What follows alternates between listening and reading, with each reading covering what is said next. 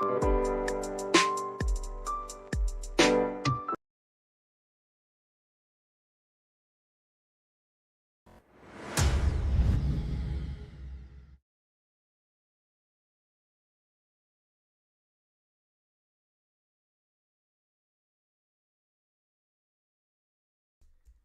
everybody, welcome back to the Blind Press YouTube and Twitch channels.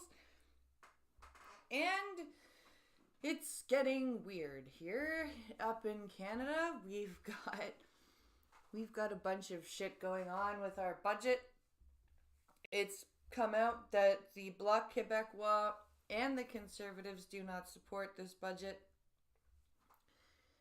And so it's down to the NDP as to whether or not they're going to support the budget. And judging by the questions from the NDP about corporate the budget either. So this might just be the downfall of the Liberals. We will have to wait and see.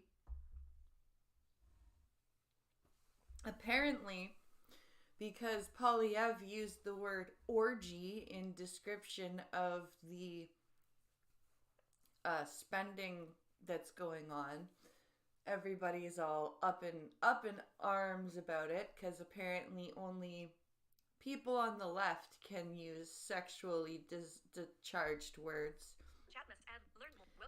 Not anybody that is on the other side. No, that must mean they're horrible people. So, all of that to say, this question period's going to be interesting, I think. But before we get into question period, because I like to save question period for the second half of the stream, we're gonna find out about a random ass disease that turned a whole bunch of people, and when I say a whole bunch, I mean millions of people, into statues and then disappeared. And I have never heard of this until this video was sent to me. So I have no idea what this is about to be. It's called "This Disease Turned 5 Million People into Statues and Then Vanished."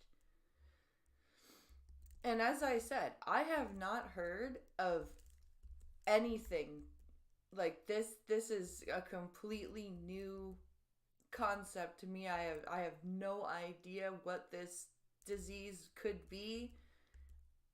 So this is going to be a completely new learning experience for me and you, unless you've heard of this. Otherwise, if you haven't, shh, or if you have heard, shh, don't spoil it. But let's start the stream with some education, shall we? In 1969, Beth Abraham Hospital in New York had a patient named Leonard. Leonard had not left the hospital in 30 years. He was one of a group of patients who had been there since before some of the nurses were even born, and they all suffered from a mysterious illness that had swept the country in the early 20th century, one that had left them in a catatonic state, frozen inside their own bodies. Jesus, okay, so I already, this is mysterious. Like human statues. Nobody knew what was going on inside there. Were they conscious, unconscious, something in between? Or, worst of all, were they wide awake, fully aware of what was going on around them, and just unable to get their bodies to talk to their brains? Locked in syndrome? Oh my god, that's terrifying. That's fucking terrifying. There was an episode of House that talked about locked in syndrome. That was, ugh. Nobody knew.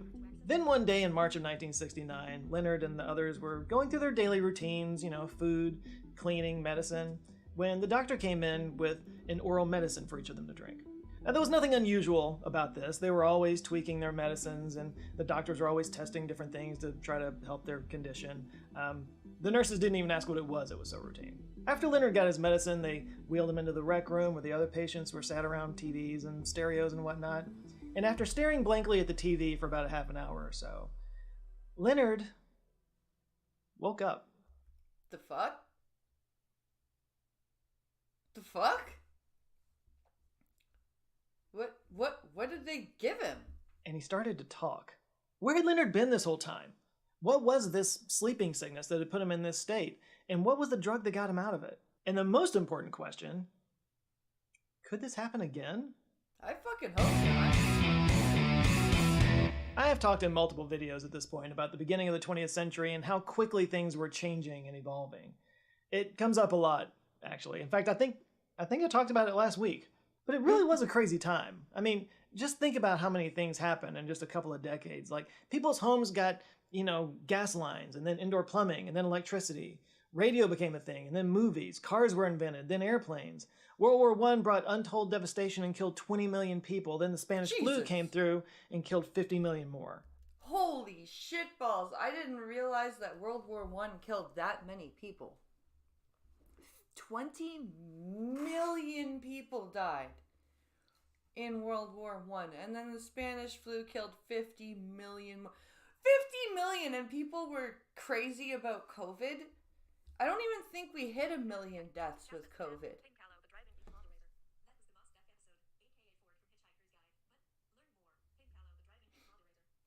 That was the most death episode. Oh, yeah. That's right. Hence why it was called the Great War. Yeah, I don't even think, did World War II kill that many people? Like, even including the Holocaust, did World War II kill 20 million people? That's insane. Just to put that into perspective, the global population was around 1.6 billion at the time. So between World War I and the Spanish flu, nearly 5% of the world population was wiped away. So if you knew more than 20 people, you knew someone who died from one of those two things. But just as things were settling down and the world began to recover and prepare for a Great Depression and an even bigger World War II, somewhere in the middle of all that came one of the most bizarre and still unexplained global pandemics of all time.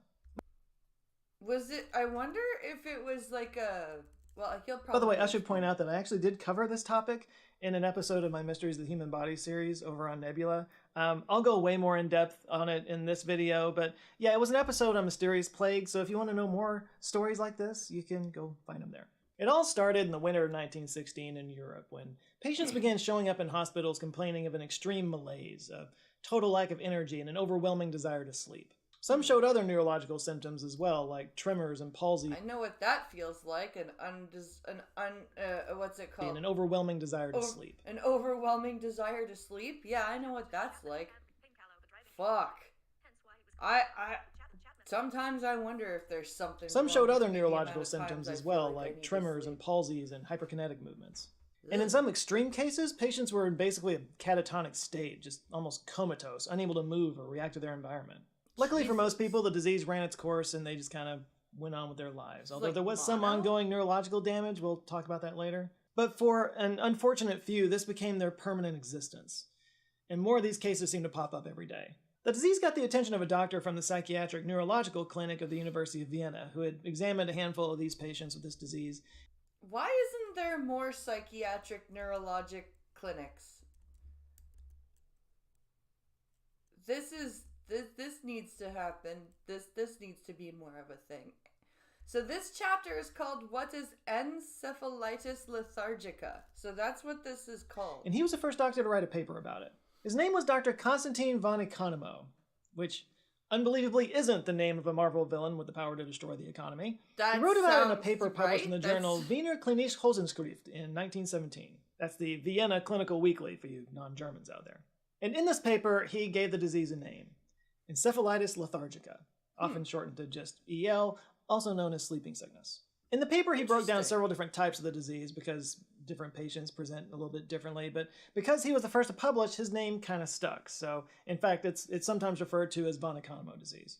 He was not the last person to publish on this disease, though, not by a long shot. The French physician René Cruchet was treating patients in a military psychiatric facility, and he published descriptions of the disease very soon after von Economo. Overall, there'd be about 9,000 papers published by EL by the Wow. mid-1920s. 9,000 papers. This has to be an incredibly widespread phenomenon. This is crazy. And how did I not know about, like, I do so much watching about, like, history stuff and, like, plague shit. Like, how did I not know about this? British epidemiologist F.G. Cruikshank published a paper in 1918 that listed several other epidemics that looked a lot like EL in the past. He pointed out Germany's Krankheit in 1672-75, Raffania in Sweden in 1754-57, and the sweating sickness in England in 1485. Huh. Sweating sickness. I think I've heard something. EL made its way to North America really when the first case weird. showed up in New York City on September 4th, 1918. Within a month, 3 other cases were reported. EL spread quickly in the US during the last half of 1918, and by the spring of the next year, it had been reported in 20 states. The disease peaked worldwide in 1923 when 2,000 people in the US died from it. Holy shit. So on top of the Spanish flu, they're dealing with this weird-ass sleeping sickness that's killing thousands of people. And literally millions around the world were infected with it. It's really about as close as you can imagine to a real-life zombie outbreak. Hundreds of thousands of people lost the ability to walk, talk, function. The disease spreading further and further with nothing short of global domination in sight. And then around 1925, it just kind of stopped. New cases stopped popping up except for a few, here and there. Those that had it eventually overcame the disease, went on with their lives. The whole affair was almost completely forgotten. What the fuck? So that's why nobody's really talked about it, because it just stopped and everybody forgot? This is so weird. I have a feeling that it's got to be related to malaria, judging from the original researcher. This is so weird. But a few things remained. 1, the question of what caused it. 2, the question of why it went away. And 3, a small number of people who unfortunately just didn't get over it and remained in a catatonic limbo that went on for decades. Over the decades, doctors studied these surviving patients looking for clues to the disease's origin and pathology. And while most of it does remain a mystery, some patterns did emerge. Dr. von Economo classified EL into 3 forms: amniostatic akinetic, hyperkinetic, and somnolent ophthalmoplegic. The least common of these 3 is amniostatic Those are all akinetic. mouthfuls. In these cases, and somnolent ophthalmoplegic. The least common of these 3 is amniostatic akinetic.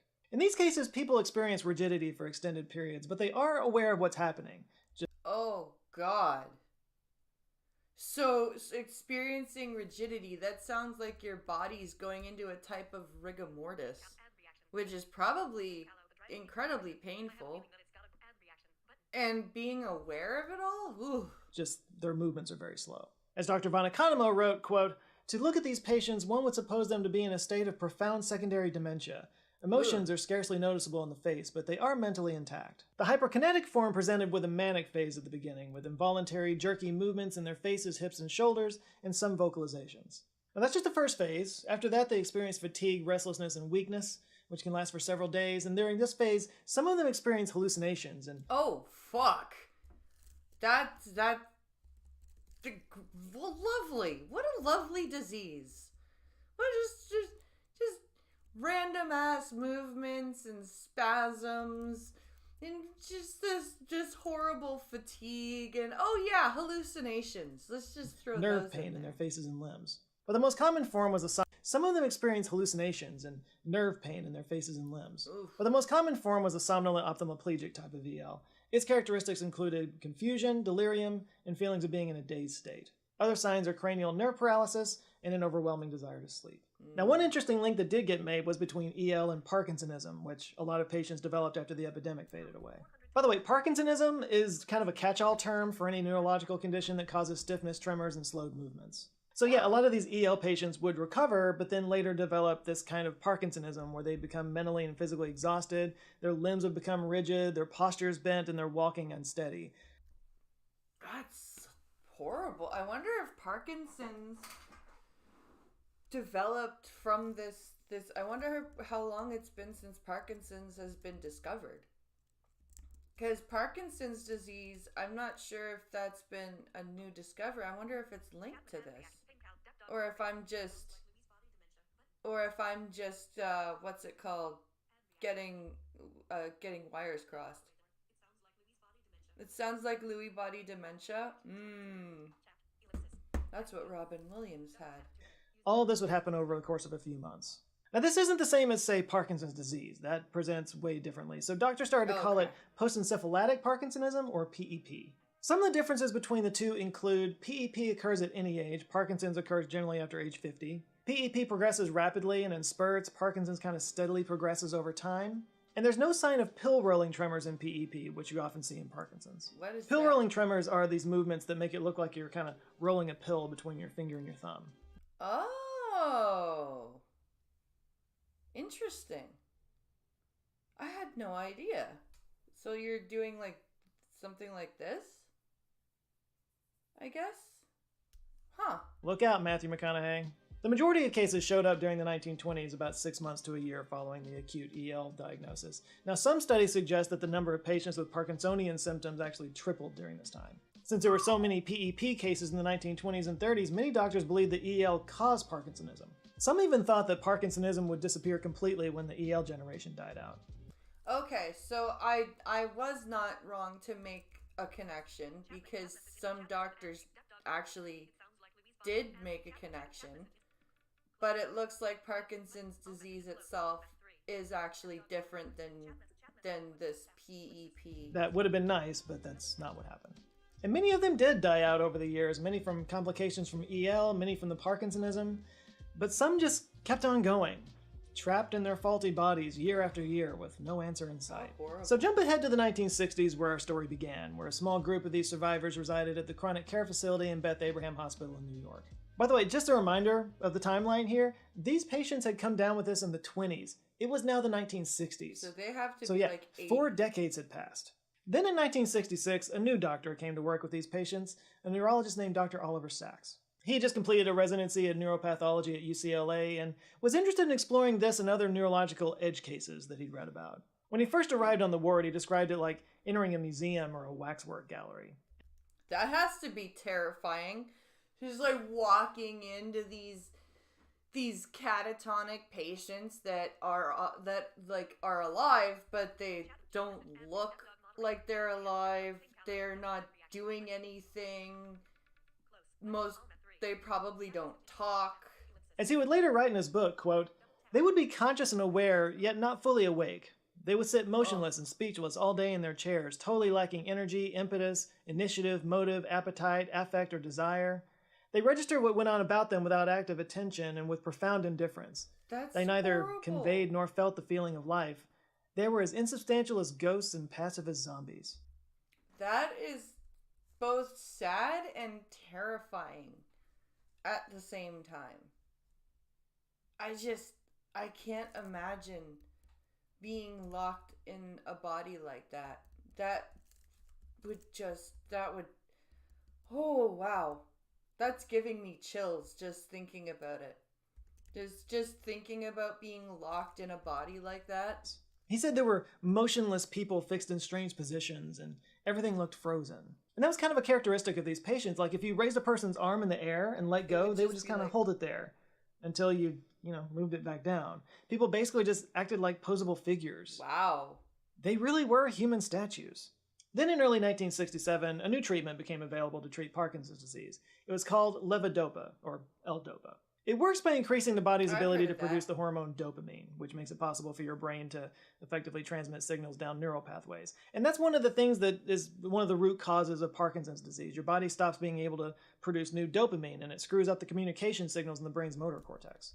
I wonder if there's a link between depression patients and Parkinson's. So L-DOPA is a precursor to dopamine. It's a chemical your body needs to make the dopamine. So by giving Parkinson's sufferers L-DOPA, it helps them to make more dopamine, and that slows down the progression of Parkinson's symptoms. Huh. Sachs described it as a kind of a nutrient that serves to replace missing dopamine. It's dopamine fertilizer, if you will. And since there's a documented connection between EL and Parkinsonism, he started to wonder if maybe it would help with EL patients too. Robin Williams played sax. Fuck. Wait, really? It took a couple of years to get access to the L-DOPA and to get permission to actually test it on these patients, but finally in March of 1969, he was able to get his hands on it and he administered the L-DOPA to them.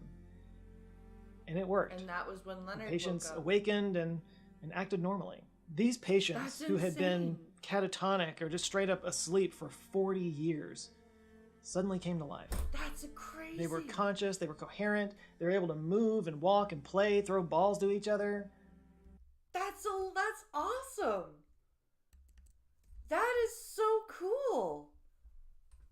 Wow, that's crazy. But could you imagine how much time they lost? Like, it would have been like time travel almost, or being frozen in time. It was like a literal miracle. Now, obviously, a lot of these guys were super excited to be back to their normal lives, but some actually didn't handle it very well. They would turn violent or regressed out of this transformation. They would go back into their sleepiness state. As Oliver Sacks told Fresh Air in 1985, quote, "They were coming to and they were being awakened and animated, but often in a vacuum. Often to a world which no longer made any sense for them, which had no place for them, in which they no longer had relatives, friends, or anything." Yeah, could you imagine? When you got sick, you were probably like in your 20s, maybe in your 30s, and then like 40 years pass and you're 70, 80 years old. Everybody you know is dead. Like, time has gone by. Technology has advanced incredibly fast. Like, wow.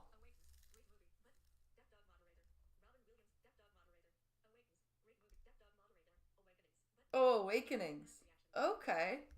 I mean, think about it. When these guys went into this I'll have state, to check that Charles out. Lindbergh hadn't crossed the Atlantic yet. And just months after they woke up, we landed on the moon. Many of them would look in the mirror and be confused by this old person staring back at them. Yeah. And of course, the music and the fashion were bizarre and confusing to them. I would. Have I been asleep this whole time? Unfortunately, after several months of being awake and experiencing life and getting to be alive again, the L-DOPA started to wear off. Each dose produced, diminishing returns, and eventually they stopped responding to it altogether, and they all returned to their catatonic state. Oh. Now, if this whole story sounds familiar, it's because Oliver Sacks wrote a book about it called Awakenings, and that, of course, was turned into an Oscar-winning movie starring Robert De Niro and Robin Williams. I need to watch that. I really need to watch that movie. Thank you, Duck Dog. Thank you, Duck Dog, for... Next year will actually mark 100 years since the end of the encephalitis lethargica epidemic, and we still really have no clear idea what caused it. But we do have some theories. Traditionally, theories have fallen into two main categories, toxicological and infectious. And a third one has actually popped up in recent years, but I'll get to that in a minute. Toxicological obviously means caused by an external toxin of some kind.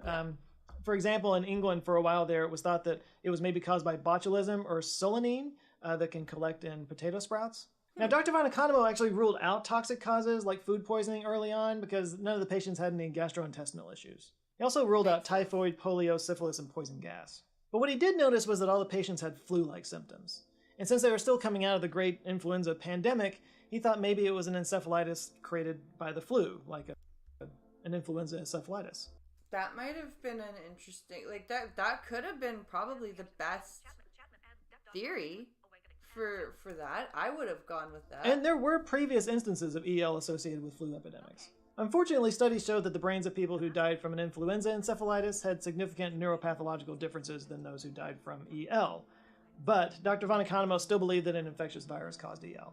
Now, there have been various studies that both prove and deny the influenza theory, so it's never been proven. But that would also explain why the disease suddenly went away about the same time as the influenza pandemic ended. Yeah. But I did mention a third theory or hypothesis earlier, and that one was proposed in the early 2000s. It suggests that it was caused by a post-infectious autoimmune disorder. For specifically the hyperkinetic form, researchers proposed antibodies against NMDA receptors. Without getting too in the weeds, NMDA is a receptor for the neurotransmitter glutamine. It stands for N-methyl D-aspartate, and it helps with neuroplasticity. So the idea is that the body is creating antibodies that are then attacking NMDA receptors, which kind of short-circuits the brain. This hypothesis was put forth by Russell Dale, a pediatric neurologist working in the UK in 2003. He was actually working with some EL patients, which, by the way, plot twist, there are still some cases that pop up here and there today. Oh, shit. So sleeping sickness still exists. It's just not...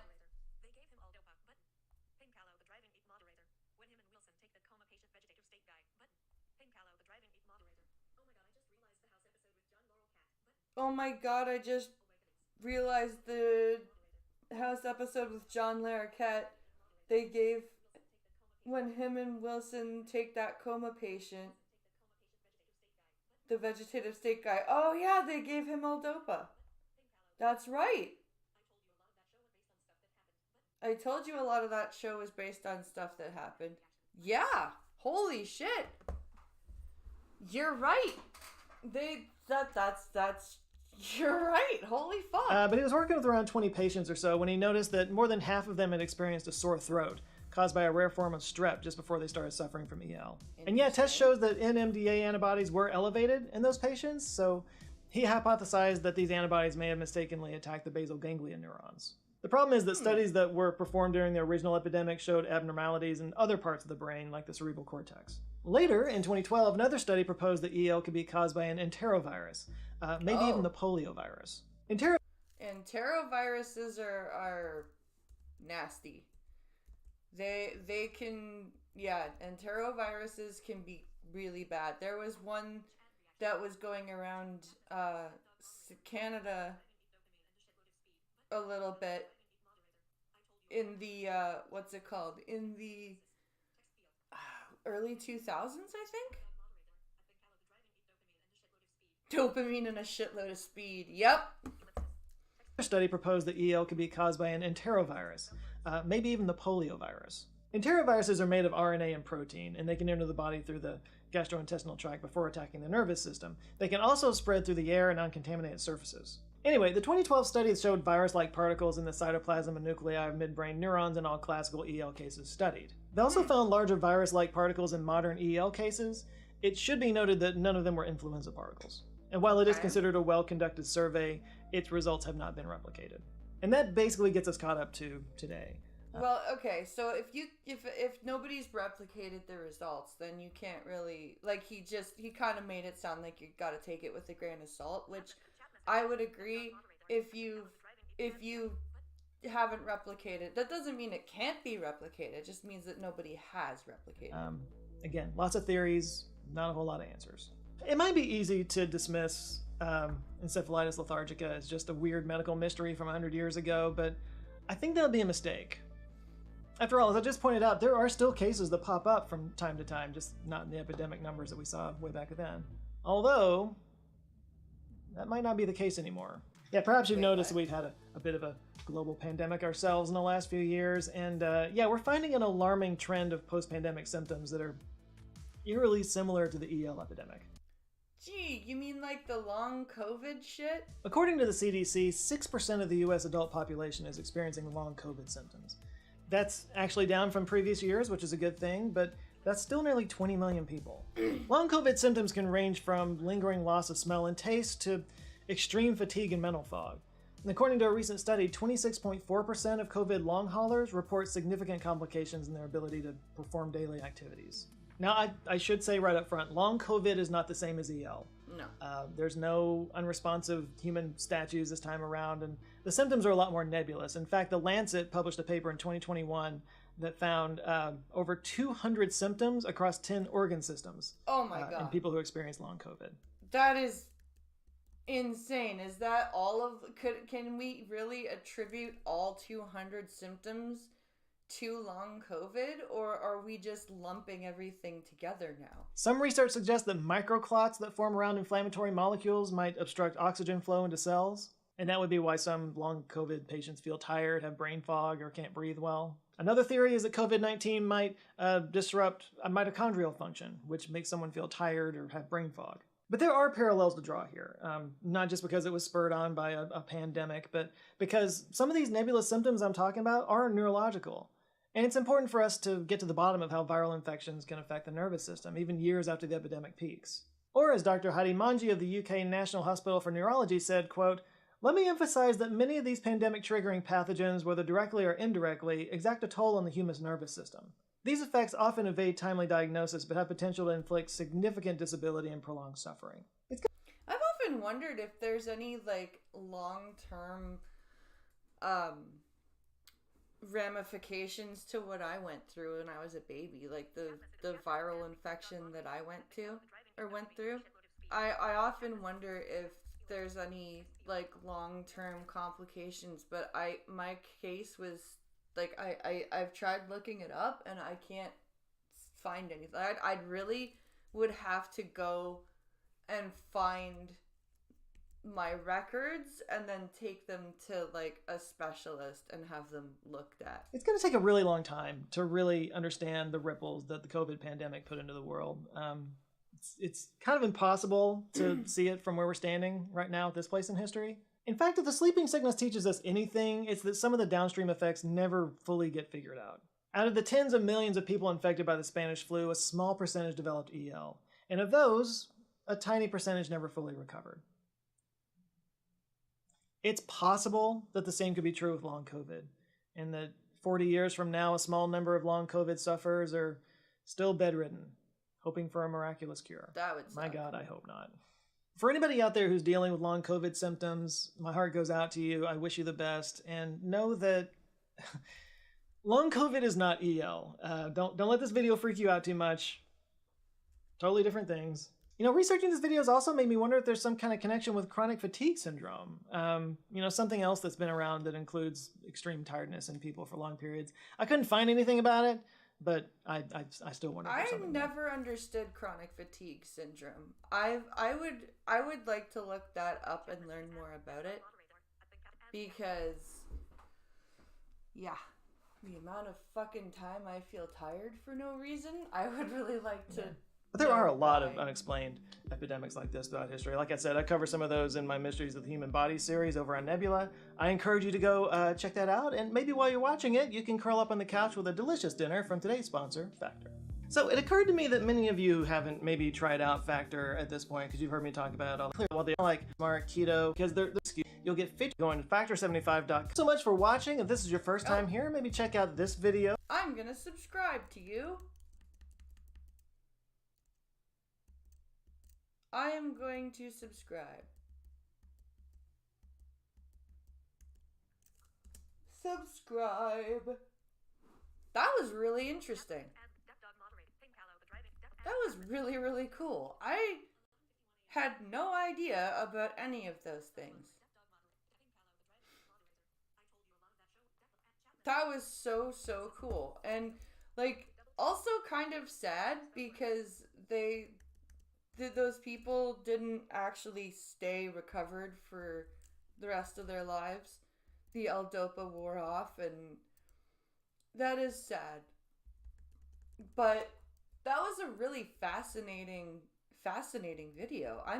I need to look more into some of the things that he talked about, like the chronic fatigue syndrome and all that stuff, like, because like I said, like, there is gotta be some reason why I am constantly tired. Like, I can sleep. Like, last night, my sleep tracker said I had 90% sleep quality.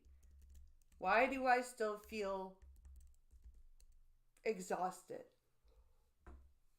Like, you know what I mean? It just doesn't make sense. I don't understand why I can sleep for 10 hours, get up, and then go right back to sleep. It just doesn't make sense to me. And it's very frustrating. And it's been like that for my whole life. It's, quite frankly, it has been like that my whole life. I had trouble staying awake at school as a kid. It was just, yeah, always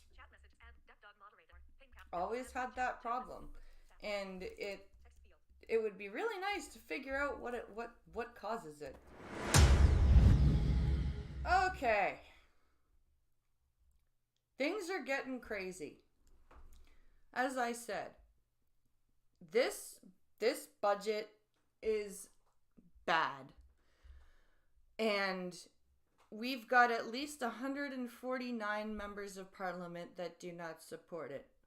Now, just for those of you who are keeping track, the Liberals have 138 seats in the House, and they are supported by the NDP, which is another 25.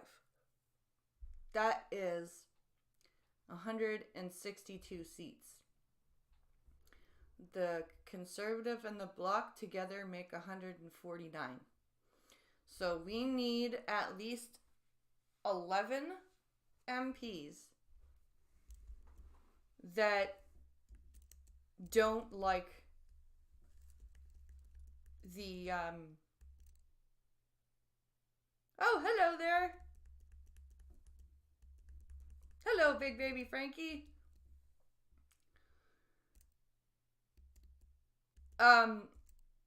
So we need at least 11 NDP MPs to vote against this budget. And that's what we need for a no confidence vote. Now, this question period that I have pulled up is from yesterday afternoon. And I do not know when the vote on the budget is happening, but this happened. This was what we're going to be watching happened yesterday afternoon. Oral questions, questions orales, l'honorable chef de l'opposition. The Honourable Leader of the Opposition. Oh, not you again. Qui va? Who will pay? Who will pay for this $50 billion orgy in new inflationary spending? Oh, there he is. He said orgy. Oh, no. Oh, no. He said orgy, everybody. It's not going to be those who are able to hide their wealth, nor the billionaires who invite the Prime Minister to private islands. They'll hide their money. Who will pay? The same person as always. You will pay. You who are losing your homes because of the rising interest rates. You, the ones who are paying too much taxes, who can't feed your kids. Why pay for him?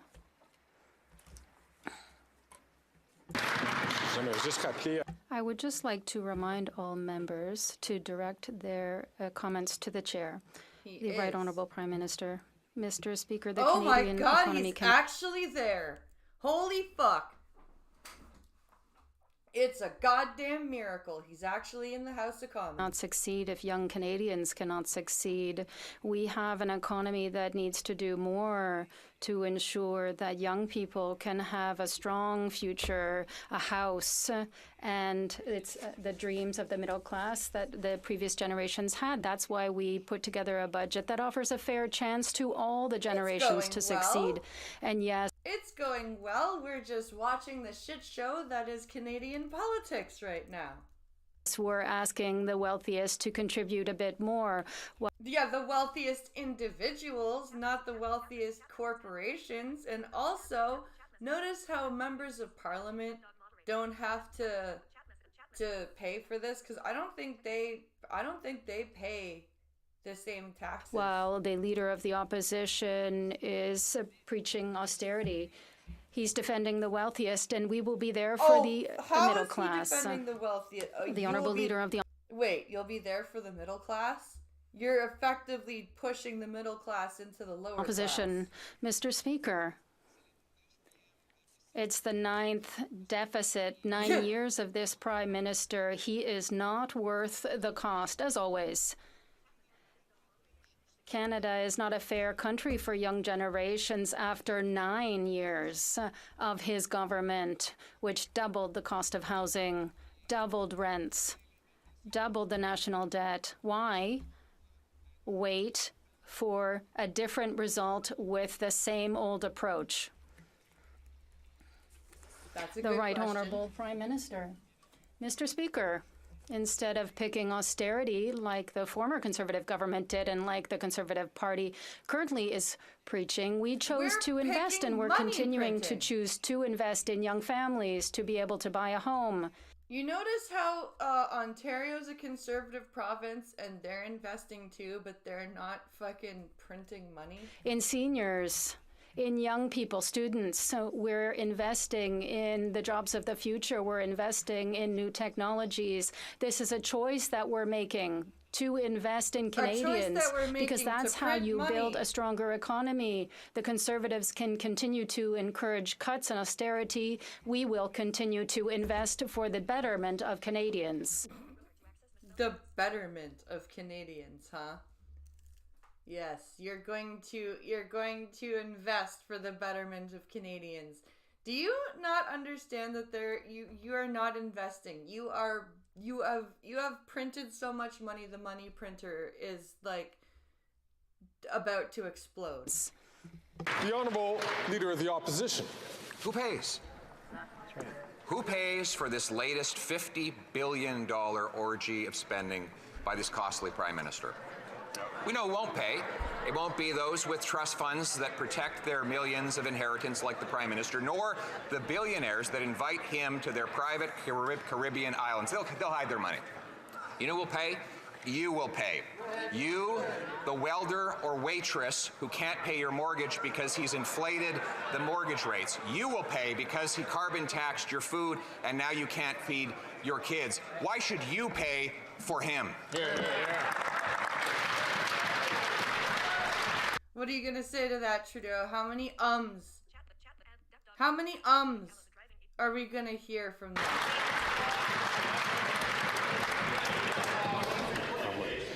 My comment still applies. The Right Honourable Prime Minister. Mr. Speaker, it is interesting to see the lengths to which the Leader of the Opposition will go to avoid saying that he's choosing to stand with the ultra-wealthy against the middle class, against young Canadians. When we first got elected and raised taxes on the wealthiest 1% to lower them for the middle class, the Conservative Party and that leader voted against it. Yeah, because you didn't tax the right people. You're asking for the wealthiest in this country, the wealthiest 0.1%, to pay more in taxes so we can...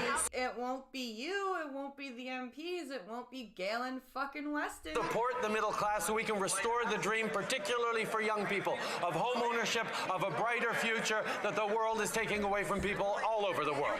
The world is taking it away, is it? Oh, yes, the world is taking all these opportunities away. It's not specific people with specific ideologies and specific policies. No, it's just the big bad world.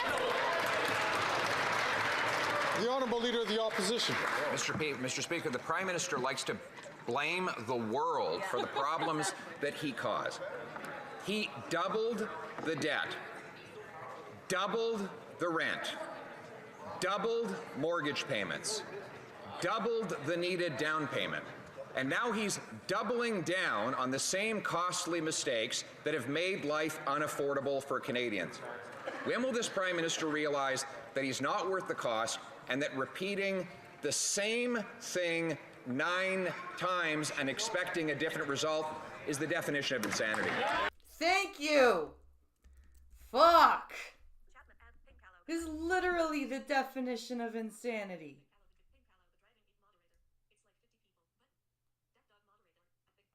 It's like 50 people. Yeah. They're taxing like... They're expecting the richest 50 people to to support everything. And it's like they think that they won't go and stick their money in an offshore account somewhere. Like, hello?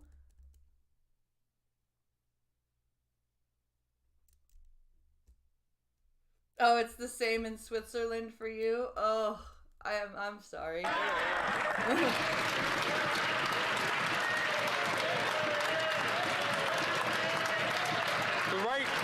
The Right Honourable Prime Prime Minister. Speaker, what the Leader of the Opposition is saying is that he stands with the ultra-wealthy 0.1% in this country. No, he's not. Everyone else is on their own because That's you. That's literally you. What the fuck are you talking about? Holy shit, you fucking moron. We literally just had somebody that you gave $20 million to get grilled in the House of Commons yesterday. Fuck off. because that's what he would do as he slashes programs, as he slashes investments, as he doesn't build the homes necessary, as he doesn't have a plan to fight climate change and create good jobs, as he has stood against... No, we're not going to build those. We're going to build actual brick and mortar houses. Affordability measures as he stands against seniors getting dental care, Mr. Speaker. He is choosing to stand with the ultra-wealthy while we are investing in Canadians and building a stronger future that is fair for everyone.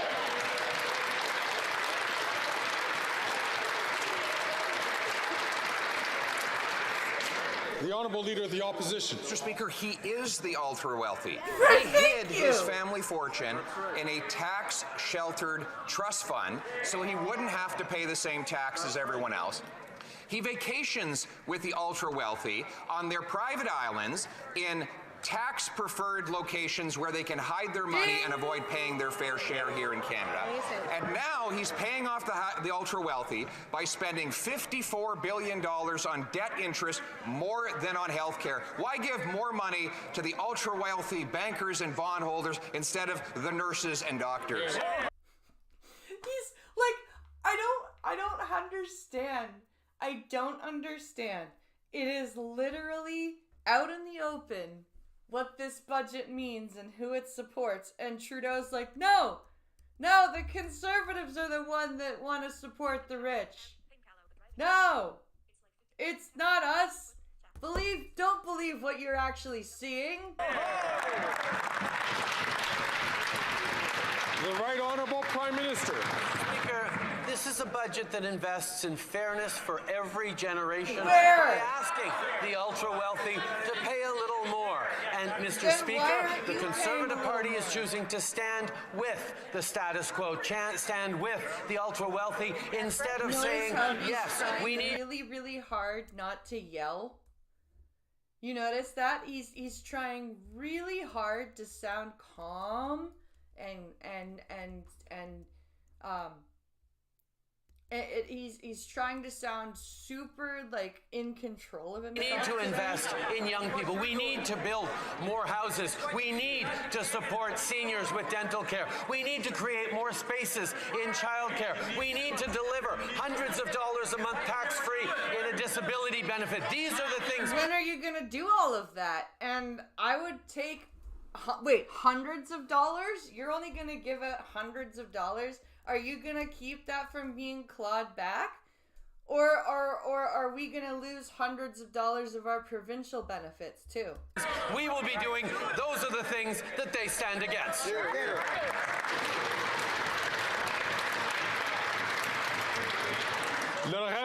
The Honourable Member for Belleau-et-Chambly. Mr. Speaker, childcare is Quebec's and provincial jurisdiction. Dental insurance is Quebec's and the province's. Medicare, pharmacare is the same. Infrastructure, municipal infrastructure, it's the same. The Prime Minister has a fascination for Quebec's and provincial jurisdiction. I want to ask the Prime Minister this. Has he already considered to really going into what interests him to run in his preferred province, which is Ontario? Oh shit! Oh shit! That's funny. Has the Prime Minister considered running for provincial premiership instead of being a Prime Minister? That's hilarious. The Right Honourable Prime Minister. Mr. Speaker, I want to remind my friend from the bloc that I'm a proud Quebecer and I will always be so. Oh, damn, he just pissed off the Prime Minister and he knows it. And I am not going to have this proud identity taken away from me. Yes, I am concerned about the fate of Quebecers and that of all Canadians, and that is why we are working with the provinces like Quebec to invest in more childcare spaces. We invest 600 million by investing in childcare to help Quebec to deliver on these childcare spaces. This was a promise we made with Premier Legault. We'll continue to be there to be the honourable member for Beloeil-Chambly. I'm not convinced that the Quebec government is saying the same thing as the Prime Minister of Canada is. And I'm still proud to be a Quebecer, but in my case, I'm so proud that I have confidence in Quebec, and I think that this should be a country. And I'm not sure that he has... Oh, Jesus Christ. Go fuck yourself, you separatist piece of shit. Just go away.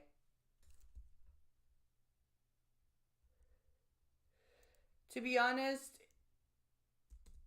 honest, in Switzerland, the Liberals and the Conservatives are the same. Since the COVID virus, I've lost all hope in politics for at least 20 years. I hear a lot of people saying that. I hear a lot of people who are disenfranchised with their politicians in general. And that is the scariest thing of all, because when you have a disenfranchised population, they think that voting doesn't matter, and then before you know it, the really bad actors, the ones that are dictators, the ones that really don't need your vote are going to be in power, and then your disenfranchisement turns into slavery. It's very easy to get disenfranchised, but you have to fight against it. I get it. I get why people are getting disenfranchised. I get why people don't want to engage in politics and think that their votes don't count. But seriously, the more you sit on your hands and not vote and not engage in politics, the more these people that are really bad for our countries will take over. Then why was Kathleen Wynne in your ear? Shh, can't say that.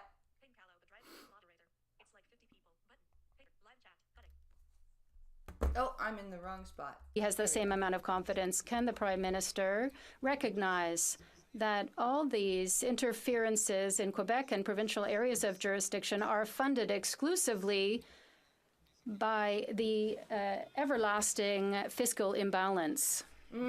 The Right Honourable Prime Minister. But the budget will balance Mr. Speaker, itself. I am so proud to be a Quebecer that I find my place in Canada like all Quebecers do. We are proud to be Canadians and to be Quebecers, and for most of us, there is no choice to be made between the two. We can be proud of being Quebecer and a Canadian at the same time.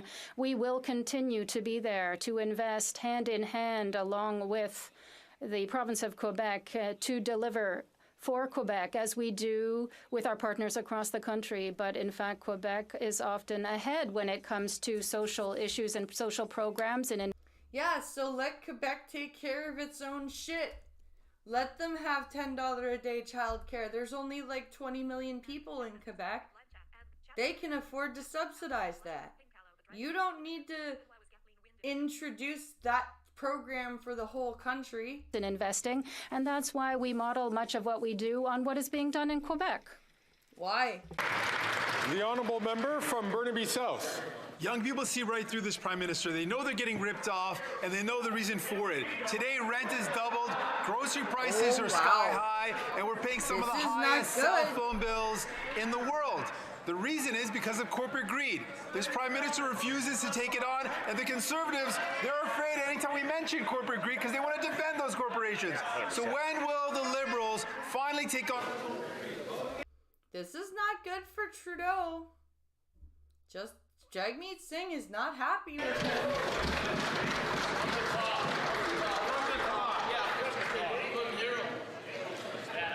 There are some members in this place who, like the Speaker, had difficulty hearing the member from Burnaby South finish or ask his question. So I'm going to ask the honourable member from Burnaby South to start again his question, but I'm going to ask all members on all sides of the House to ask all please members to shut the fuck up. hold yourselves until you have the opportunity to be recognized by the Speaker to ask your question or to answer the question. The honourable member from Burnaby South. Thank you, Mr. Speaker. I know what happens. Anytime I take on corporate greed, the Conservatives get really upset because we're taking on their masters, so they get upset about it. But I'll be careful not to say too much because I know the Conservatives get so angry when we mention corporate greed. But what happens is young people are seeing they're getting ripped off with rent, they're getting ripped off with groceries, getting ripped off with the high cost of cell phone fees, and they know it's because of corporate greed. The Conservatives don't want me to talk about this, but will the Liberals take on corporate greed, which is driving up the cost of living? They won't, dude. You threw your lot in with the Liberals.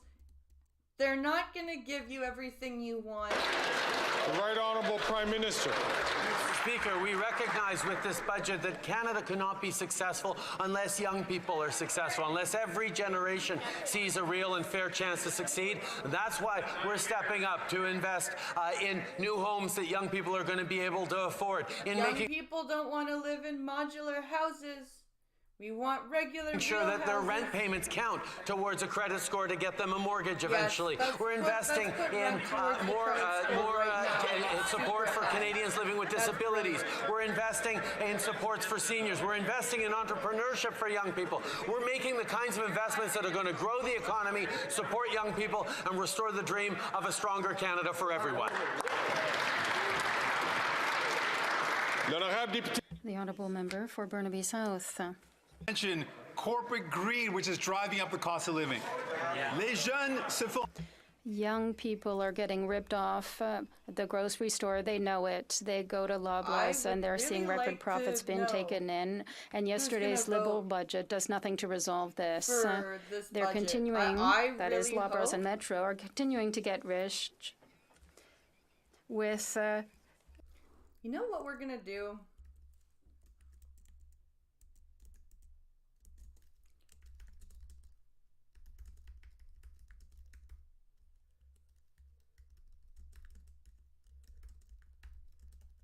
I want to know when the vote is.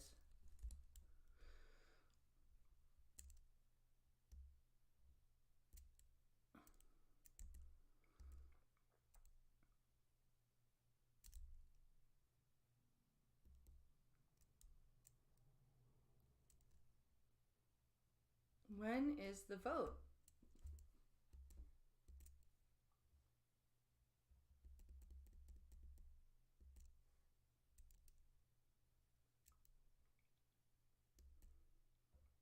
Okay, but when is the vote?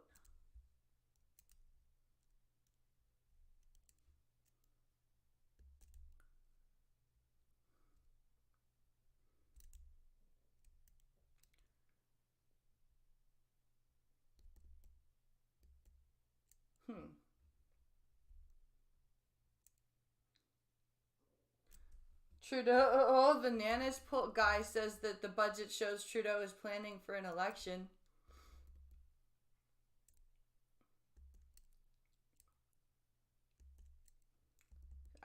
At or near the end of each period, the House of Commons votes on whether it agrees or concurs with the spending plans, also called estimates.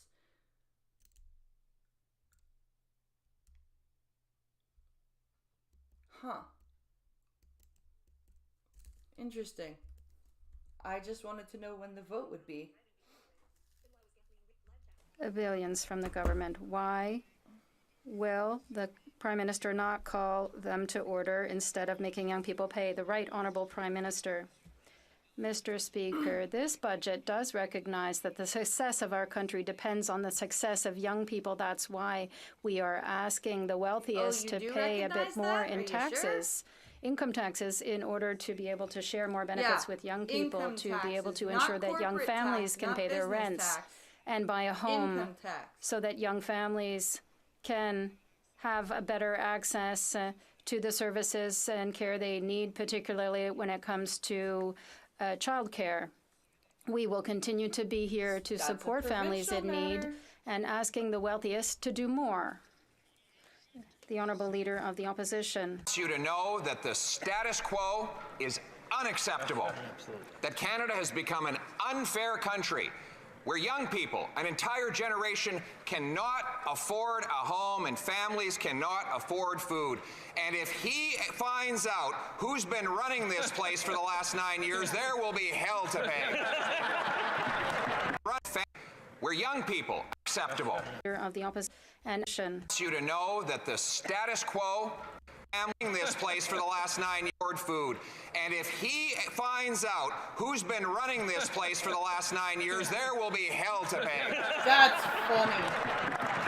Okay, so he's like, the Prime Minister wants you to know that. That's funny. That the status quo is unacceptable. That's great. Will the Prime Minister complete his investigation and tell us who's been in charge for the last decade? I love that. I love that. The Right Honourable Prime Minister. When we first got elected, we raised taxes on the wealthy.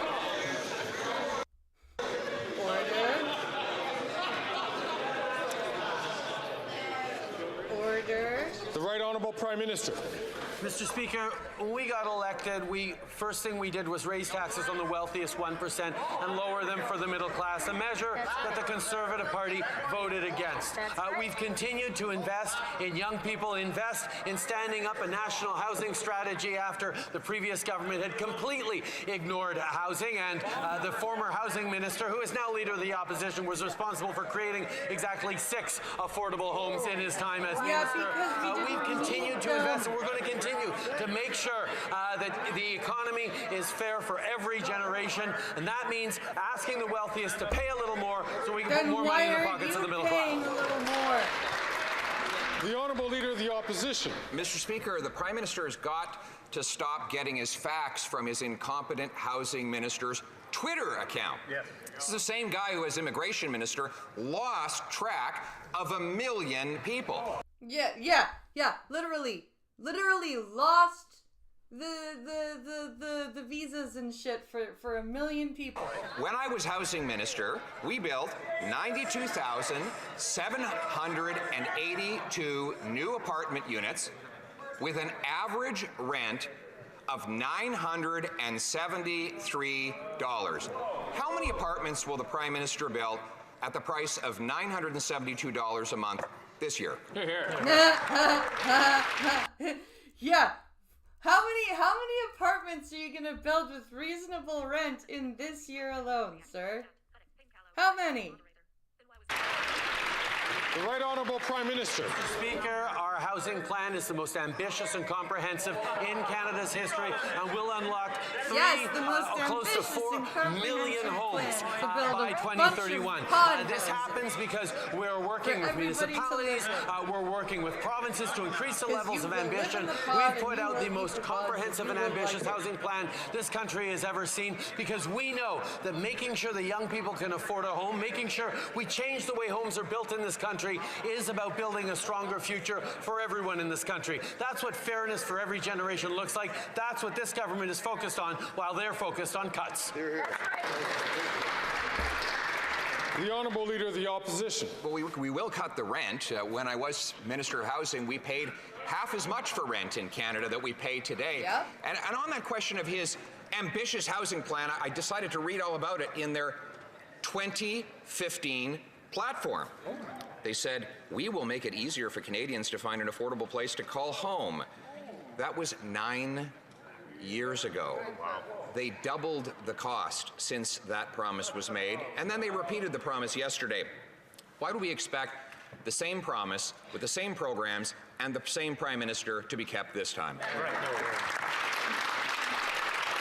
The Right Honourable Prime Minister. This feels like watching like a principal or something grill a student that everybody saw do something really shitty, and like we all know that they did something really shitty, and the principal's like, why did you do this really shitty thing? And the the student is sitting there dead set that they didn't do this really shitty thing. In fact, they did a good thing. And they've been doing that really good thing that they think is good over and over again. But it's actually a really shitty thing. And the principal's like, no, you were a shit. No, I wasn't. I was amazing. So that's what this is. I was in Vancouver a few weeks ago to speak with young people about the fact that we're supporting renters with greater protections and making sure that the money they spend every month on rent actually gets counted in their credit score so they can help get a mortgage on into the future. Oh my God, shut up, Christian. It's counted in their credit score so they can help get a mortgage on into the future. Did you hear Christian Freeland? What a great idea. Oh my God. I'm just going to kiss my own ass. Sure. Our housing plan will unlock 3.87 million new homes by cutting red tape, by reforming zoning, by lowering costs of home building, by using public lands and vacant government offices for housing. We're making it easier to save up for tax-free for a down payment. We're helping end chronic homelessness and make homes more affordable. Dude, you can't even say this properly without stopping. The Honourable Leader of the Opposition. Oh, he's going to turn public buildings and land into housing. Wonder where he got that idea. Actually, it was, let me quote, "We will conduct an inventory of all federal lands and buildings that could be repurposed and make some of these lands available at low cost for affordable housing." That is from his 2015 budget. Oh. And now, 9 years later, he can only point to 13 homes on those public lands. And yesterday, he promised a rapid review of all the federal land portfolios. Rapid review. How rapid? Another 9 years? Jesus Christ. This is, again, he's being bombarded with facts and proof. And he's just like, no, trust me, bro. This is a good budget. This is a good plan. Our country's fine. Our country's not, we're not selling the country up the river with this budget. This isn't doing the exact same thing over again and expecting a different result. Poilievre's just a big, bad, mean conservative who hates children. That is seriously what's going on right now. Oh my God. I'm gonna let that marinate for a second while I do a bathroom break. Jesus Christ. I can't even, we're only 17 minutes into this thing. I need to go find more coffee and go to the bathroom. Hold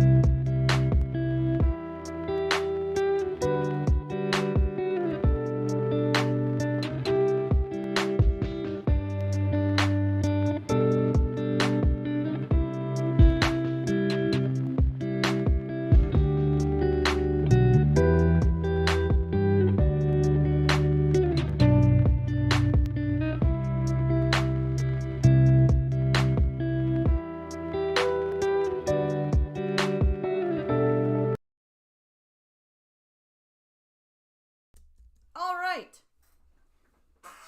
Let's switch back really quickly to question period, and then I'll put it back to the live screen. Screen, not squeen. There we go. The Right Honourable Prime Minister. Mr. Speaker, we made a choice. We made a choice to invest in Canadians, and that started when we took office because the previous government had not invested in Canadians, continued to choose to services, continued to choose austerity over the kinds of investments that a confident country should be making in its citizens. And that's where we have stepped up, and that's where we are stepping up right now to make sure that young people have the opportunities to build a strong future themselves by asking the wealthiest 0.1% to pay more in taxes. Unfortunately, the Leader of the Opposition continues to stand with the ultra-wealthy while we stand with... The Honourable Leader of the Opposition. Named immigration for housing costs and the immigration minister who caused it all. Then he made that minister responsible for housing. Yep. Since that time, that minister has a $4 billion housing accelerator that he admits will not build any homes. No specific homes. And in fact, since it began, housing starts have gone down this year, and his housing agency says they'll go down next year and the year after that. How is it the Prime Minister can spend $4 billion on a housing accelerator that decelerates home building? That's a good question. How does something that's meant to accelerate home building do the complete opposite? And how can we continue to pump money into it? The Right Honourable Prime Minister. Speaker, I'm happy to talk about the housing accelerator because it stands in direct contrast with any plan that the Leader of the Opposition has put forward to pick fights with municipalities and provinces on housing. We're actually stepping up with investments that are allowing for more densification, for 4 units as of right, to make sure there's better use of public lands, including by municipalities and we don't want wow. We don't want fucking packed into small space living. We want to be able to enjoy being spread out. Canada has tons of land. We don't need to be packed into urban areas like sardines. And provinces by making sure we're changing the math around building affordable homes to unlock millions of homes over the coming years. This is the work that we're doing right across the country with people who are ambitious about solving the housing crisis. If the Leader of the Opposition doesn't want to help solve it, he needs to keep getting out of the way. Oh, look, there's their new slogan, get out of the way. Leader of the Opposition. Well, it was solved when rent was $973 a month, Mr. Speaker, until he came along. But more proof that he is not worth the cost after 9 years. He's blaming the whole world. If the world is to blame for the housing problems in Canada, then why is it that housing here is 50 to 75% more expensive than in the United States? Why is it that housing costs have risen faster than in any other G7 country relative to incomes? Why is it that we have the fewest homes per capita despite having the most land and the most lumber? Right? We have like tons of trees. We have acres of unused land. Why do we not have more homes? Why do we not have more farms? Why do we not have more food? Why? Is it him? The Right Honourable Prime Minister. Mr. Speaker, the member opposite well knows that Canada's population is growing faster than our fellow countries around the world. And that is a good thing. It is a good thing that we continue to draw in people to be successful in this country. It is also extremely important that we recognize that even as the world is faced with challenges around inflation, disrupted supply chains, getting over the pandemic, conflicts and shifting geopolitics, Canada is actually on solider footing fiscally than any of our other G7 partners, with a lower debt to GDP ratio, a lower deficit, and a continued focus on creating the jobs and the future that Canadians need. The Honourable Member for Beloit-Chambly. Mr. Speaker, in the budget, the Prime Minister has to recognize that really important subjects to people are under Quebec and provincial jurisdiction. He is therefore using the fiscal imbalance where there's much more money than he should get, and Quebec and the provinces have less. Does he recognize that in order to complete his exercise on the backs of the Quebec and the provinces, he is using these federal spending power put in place by former Prime Minister Trudeau? Right, Honourable Prime Minister. Mr. You realize Speaker. you're doing exactly what your father did? That people really, really didn't like? While the Bloc Québécois continues to meddle and squabble, we're working hand in hand with the Quebec government with our Housing Accelerator Fund in which we have invested across the country with Quebec because Quebec was prepared to work ambitiously with us. We were able to invest $900 million, and which Quebec doubled in order to be able to invest in housing. That's the kind of partnership that will deliver for Quebecers. It's a model for the other provinces as well, because we will be there to deliver for housing and other units across the country. The Honourable Member for Belleuil-Chambly. He is so hand in hand with the government of Quebec that it's the Conservatives that are recruiting for the CAQ. Mr. Speaker. Shit. Does the Prime Minister admit that he is responsible by not respecting his obligations of $6 billion in deficit in Quebec, and that he is responsible in his $40 billion of $8 billion on the backs of Quebecers, and that he has put Quebecers in debt by $14 billion due to a deficit, and that's his responsibility? The Right Honourable Prime Minister. He doesn't know what responsibility is. That's the thing. He doesn't have responsibility. He does not care.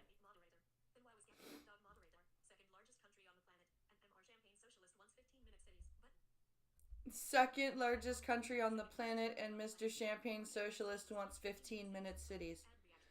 Yeah, and I live in a 15-minute city right now, on foot. It literally, and it's not even that full, it's a town. It is a town, and let me tell you, it is not anywhere close to like a metropolis. People actually give a fuck about each other around here. Mr. Speaker, once again, the Bloc is only trying to squabble with Ottawa, and we are here to work in partnership with the government of Quebec. And in fact, we're not always going to agree on everything. That would be a little too boring.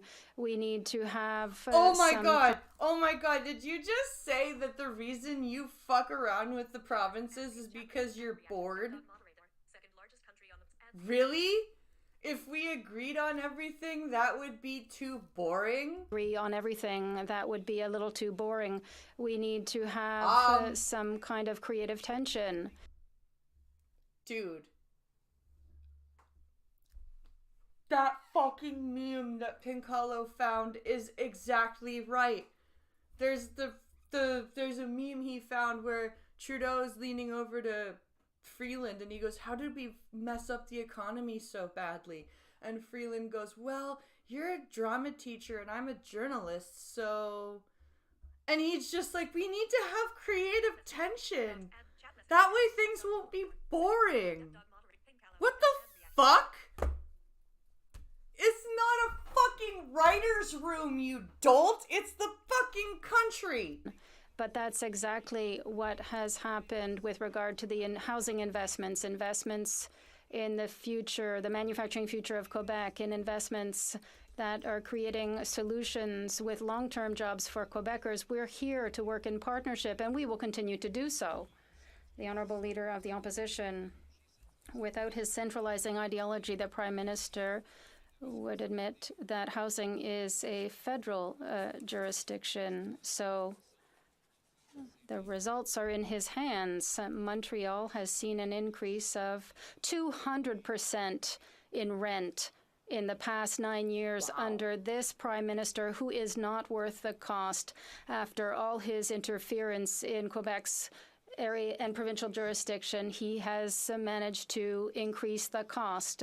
Will he take this responsibility and the blame personally for having increased the cost of housing? The Right Honourable Prime Minister. Mr. Speaker, we see quite clearly the Conservative leader's philosophy. It's that to stand with the wealthiest and to tell everyone else, well, you're alone. No, that's what you're doing. That is literally what you're doing. Literally what you're doing right now.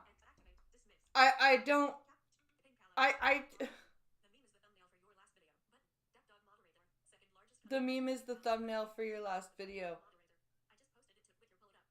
I just posted it to Twitter. Pull it up. Oh. Hold on. Hold on. Let me...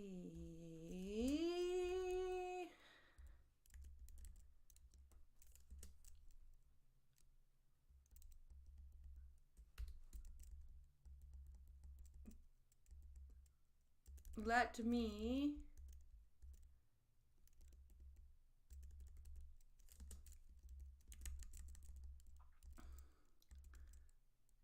notifications. That's what I want.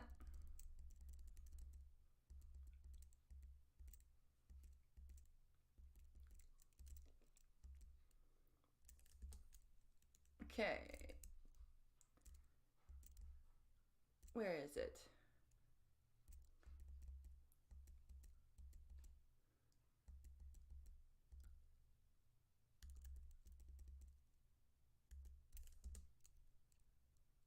Okay. Here we go. Here is the meme. This is literally what is happening right now in our country. Between, like, we need creative tension. Otherwise, things will be boring. Really? Really? That's why you've broke the country? Because you don't want things to be boring? Are you kidding me, dude? Oh my god. Oh my god. We're not going to be there to support you. That is what he says when he pushes austerity and cuts. We have chosen to work in partnership. You can have austerity and still have social safety nets. It's been shown that Canadian Conservatives still care about social safety nets. What the fuck are you talking about? With the mayor of Montreal, with the premier of Quebec, with the premiers across the country in order to work together to build housing, to respond to the pressures that we're experiencing in Canada as elsewhere in the world. We are here to create a stronger and more fair... No, I'm sorry. It isn't this bad elsewhere in the developing world. Like, I've heard of people buying homes in the States for, like, somebody that one of my blind friends bought their house. They paid like $200,000 for it, and that was an average price in their town. And I'm like, what the fuck? How is that fair future for the next generations? That's what this budget is doing. The Honourable Leader of the Opposition says that this is all about fairness. Well, let's take him at his word and read the story of Emily, who told the Toronto Star that she could afford a home in 2015 with a mortgage $2,000. But after this Prime Minister's inflationary deficits ballooned mortgage rates, she lost her home, and now she rents a small apartment for $4,000 a month. So small, she says she can smell her own neighbors. Wow. I've been there. I've been there. I've been there. It's not fun. Has the Prime Minister been fair to Emily? The Right Honourable Prime Minister. Mr. Speaker, Our economy can't succeed unless young people are successful, and that's why the focus in this budget is on fairness for every generation, which is why we're asking the wealthiest 0.1% to pay more in taxes to be able to support families like Emily's. Yes, a whole 50 people. And others across the country that have lost the dream of home ownership because of the way the global economy is going, because of pressures that they're living. Fuck off! The global economy? No, you don't get to skate by on that. This is all on you, you fuckface. This is why we're continuing to step up, but what we don't see is why the Conservative leader continues to stand with the ultra-wealthy, continues to block attempts to invest in dental care for low-income people. The Honourable Leader of the Opposition. Mr. Speaker, that was exactly the promise he made 9 years ago. He said that Emily wouldn't have to pay any more, that some rich guy would pay. But since then, his trust fund hasn't paid any more taxes. The billionaires that host him on private islands, they don't pay any more taxes. They hide their money abroad. But Emily is paying. She's paying $4,000 a month for an apartment that is so small, she says she smells her neighbors. Is the Prime Minister treating Emily fairly? The Right Honourable Prime Minister. Mr. Speaker, the Conservative solution for Emily is for governments to do less to support her, to do less to invest in child care that she may or may not need for her kids. Are you support being for fair? her parents Yes or no? or grandparents who can go to the dentist now because of a Canada Dental program that the Conservatives have blocked. Yeah, because Emily was totally paying for the dental care for her parents and grandparents already, right? Fuck off. Oh, look, there's the World Economic Forum bullshit poking its head up. Yep, there it is. There it is. The investments that are going to actually support building more infrastructure in our community, whether it's public transit and, quite frankly, the investments that are going to ensure more apartment buildings, more affordable rentals, more affordable homes are being built. He wants to do less for Emily. We're doing more. The Honourable Leader of the Opposition. Mr. Speaker, in 2015, Emily had a home with a mortgage payment of $2,000. Now, she has an apartment with a rental payment of $4,000. How can he possibly suggest that she's better off paying twice as much to rent a place than she was under Conservatives owning one? Because we told you so. Don't you understand? We told you so. Therefore, it's true. And we're paying for things that we didn't need to pay for. So that's why. It's all better. Don't you like it this way? Don't you enjoy paying more for your food? Don't you enjoy that? Because we're meddling in provincial jurisdiction. That makes it all okay. The Right Honourable Prime Minister. Speaker, how can the leader of the Conservative Party actually believe that doing less to invest in Emily's future is of help to her? I'm He sorry. is standing here. If you're investing at the detriment of somebody's ability to live, that's not investing. That's burning money. Investing means that you put things that you can afford to put into something. If you can't afford to invest, then you shouldn't invest. Here, continuing to push for austerity and cuts to programs and cuts to the kinds of supports that, yes, Canadians need more than ever before because the world is a much more challenging place. That is why we're continuing to... The world is a much more challenging place. Yeah, no, it's not. You know why Canada is a more challenging place? Because you're flooding it with people from a completely different culture and background who don't want to become part of this country, who don't want to integrate, who don't want to be a part of, who don't want to be a part of this country. They just want to come over and make it their own. They just want to make it their country 2.0. And now, and then there's no place to even put those people.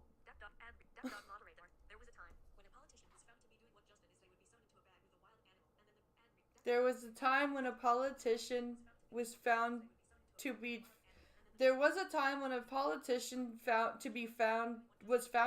doing what Justin was to be sewn into a bag with a wild animal and for the bag to be tossed into the river. I enjoy that idea. To step up. Quite a lot. Why we're asking the wealthiest 0.1% to pay a little more, something that he is standing against, that he will be voting against because he's still in the pockets of the ultra wealthy instead of focusing on Canadians who need it.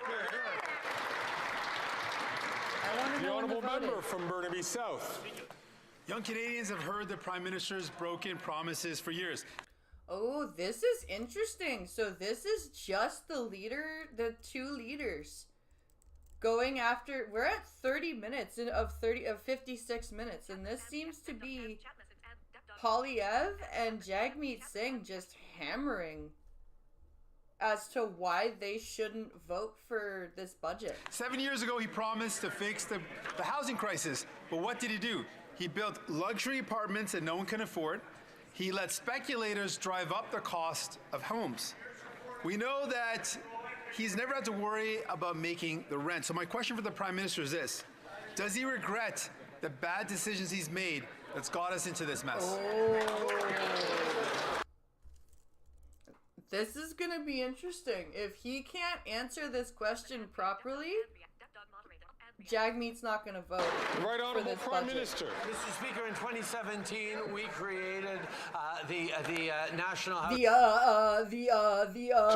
Speaker, in 2017, we created the National Housing Strategy, which put millions of families... He is terrified. Listen to him. He is terrified. He knows he's going to lose his support. Into homes across the country. We've continued to step up with investments, including last year with the Housing Accelerator that has delivered increased densification and going to be building... We don't want densification. Building thousands upon thousands of homes over the coming years.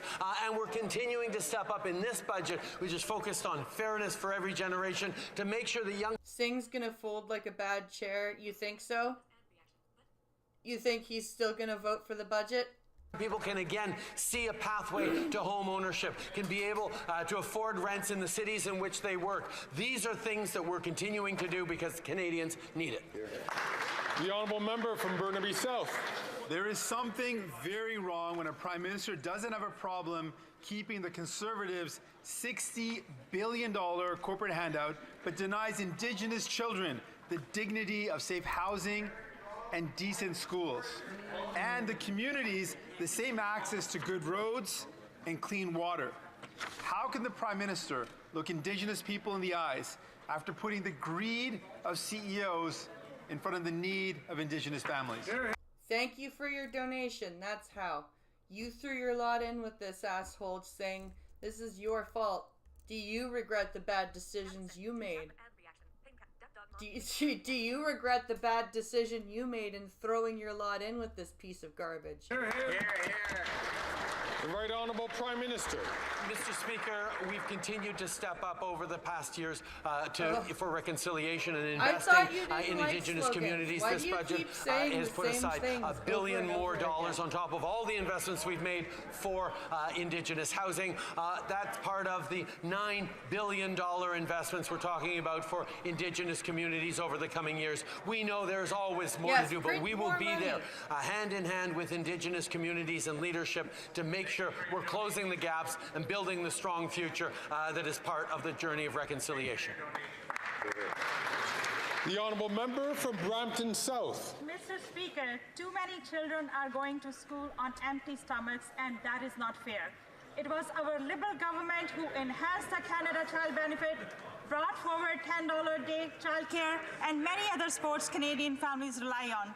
can the Prime Minister inform this House of the next steps of our plan to support middle-class families getting ahead? Yes, kiss his ass. Right Go Honourable ahead. Prime Minister. Mr. Speaker, I thank the member for Brampton South for her question and for her hard work. While the opposition leader is Making dense.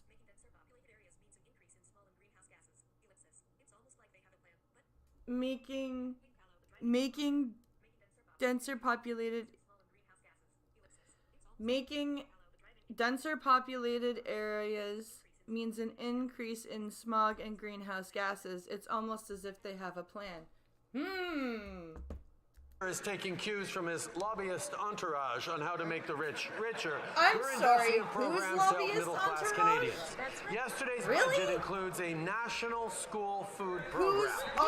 Who's lobbyist Meals for more entourage? than 400,000 kids a year and save the average family as much as $800 per year in grocery That's costs. not telling this us what's is what next. the Conservative leader has already announced he'll be voting against.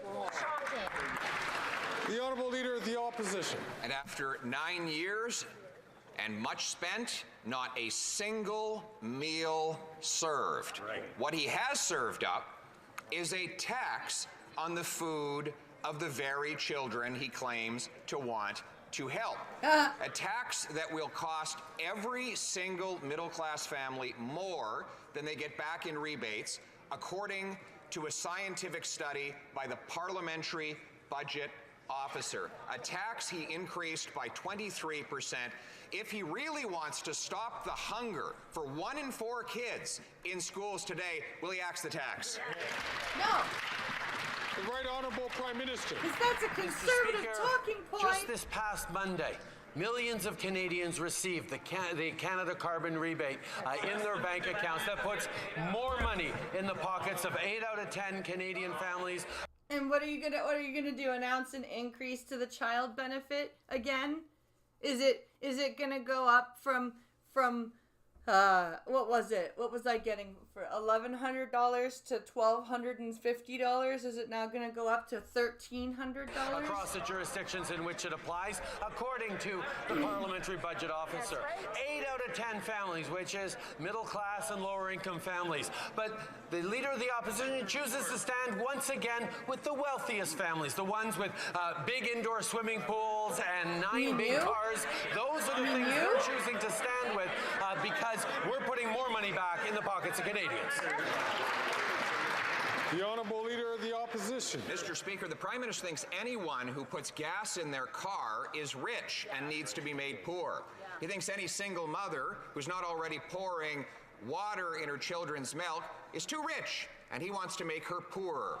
He thinks that families that are heating their homes in big, cold Canada are too rich, and he wants to make them poor. A little bit rich, coming from the guy who stuffed his family fortune in a tax-sheltered trust fund and helps his billionaire island friends avoid paying their bills. So why doesn't he stop taking from the have-nots to give to the have-yachts? Hear, hear.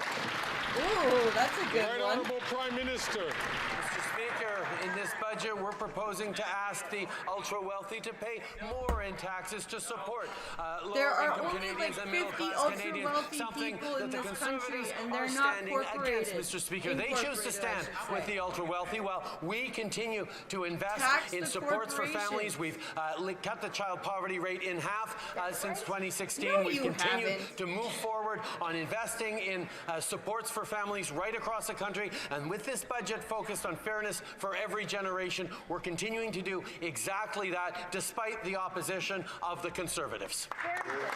The Honourable Leader of the Opposition.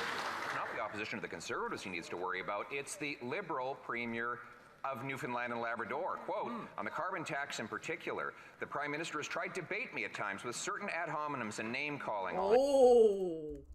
Oh shit. Oh shit. Shade thrown from the Premier of Newfoundland. Tax in particular, the Prime Minister has tried to bait me at times with certain ad hominems and name-calling almost.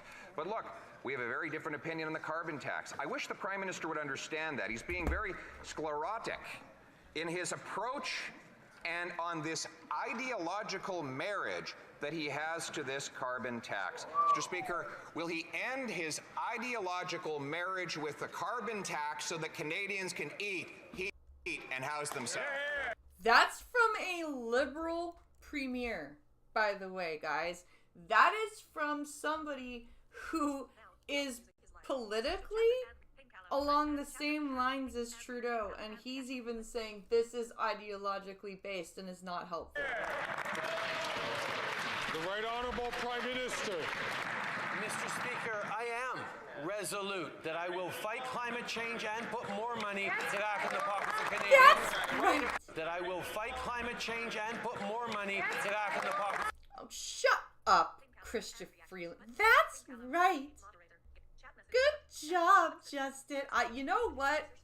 I bet you Sophie Gregoire Trudeau was stooping that pediatrician guy, that pediatric surgeon. I bet you Justin is stooping Christian. The way she always has to back him up like that. Resolute that I will fight climate change and put more money back in the pockets of Canadians right across the country.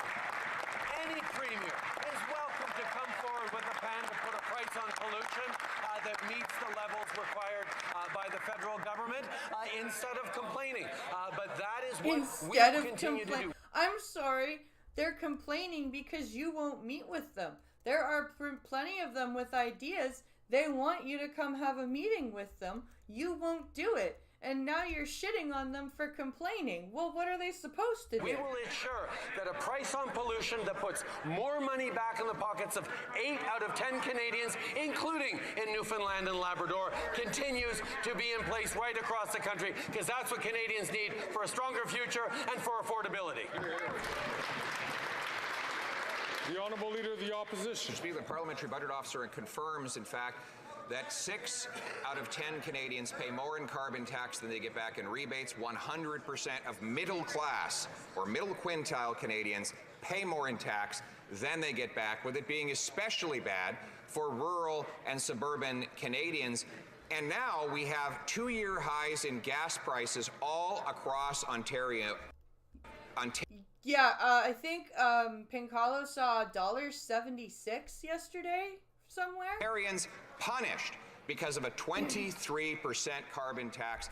They can thank him every time he filled they up fill in town because it was like $1.58 instead of $1.70 something. The tank. Why won't he axe the tax so that Ontarians can afford to drive to work? The Right Honourable Prime Minister. Mr. Speaker, Ontario is an excellent example of a jurisdiction that chose to move forward with its own cap-and-trade system so they would not be subject to the federal carbon pricing backstop. But oh, really? Ontarians aren't subject to the carbon pricing? Then why are Ontarians still getting carbon rebates? You dumb fuck. Holy shit. They're obviously subject to carbon pricing because they're getting checks. Jesus. Are you this stupid? Like, you can't be this stupid. You cannot be this dumb. You're evil. You're not dumb. You're evil. That was the choice of an example of a jurisdiction that chose to move forward with its own cap-and-trade system so they would not be subject to the federal carbon pricing backstop. But it was the choice of a conservative premier to scrap the carbon pricing system that they had that took on the federal carbon pricing backstop. Oh, you mean because Kathleen Wynne completely fucked up everything with the gas plant scandal? You mean that? You mean that would be why Doug Ford scrapped the carbon system pricing program in Ontario? Because it was based on a fucking lie? But that's not all bad, Mr. Speaker, because that actually puts more money in the pockets of 8 out of 10 Ontarian families, which is something that the Parliamentary Budget Officer has confirmed repeatedly. Mr. Speaker, we're fighting climate change and putting more money back in people's pockets. The Honourable Member for Belleuil-Chambly. Mr. Speaker, not only I don't believe that the Prime Minister is going hand in hand with Quebec, But instead, I believe that he has his hand in Quebecers' pockets. We're totally not stealing your billions, grossly taking right? advantage of the power to spend, the fiscal imbalance, and he's creating a huge deficit that Quebecers will have to be paying off for generations, with his only goal being to save his electoral skin. Yep. I want to say very clearly that I am denouncing this government and budget as a representative of Quebecers. Yeah, this is not a good, this is, I really want to know when the budget vote is, because I want to watch it. The Right Honourable Prime Minister, it deeply wounds and surprises me to hear the Bloc Québécois denouncing a federal government. It wounds me. It wounds me greatly as I strike you. It wounds me deeply that I strike you and you cry out in agony and anger. It wounds me greatly. How shocking! This has been their job for decades. Mr. Speaker, we will continue to invest throughout Canada, including in Quebec, with a partnership with the Government of Quebec, to ensure that we build more housing, to invest in the healthcare system, to support Quebec's work in offering a healthcare system. We will be there to offer more child care, to give funds to offer more child care spots. We are partners in the well-being of Quebecers and all Canadians. Why are you sticking the your Honourable nose Member for into... Belleuil-Chambly. Well, Mr. Speaker, I'm not going to spend much time explaining to the PM what the function of an opposition is. Okay,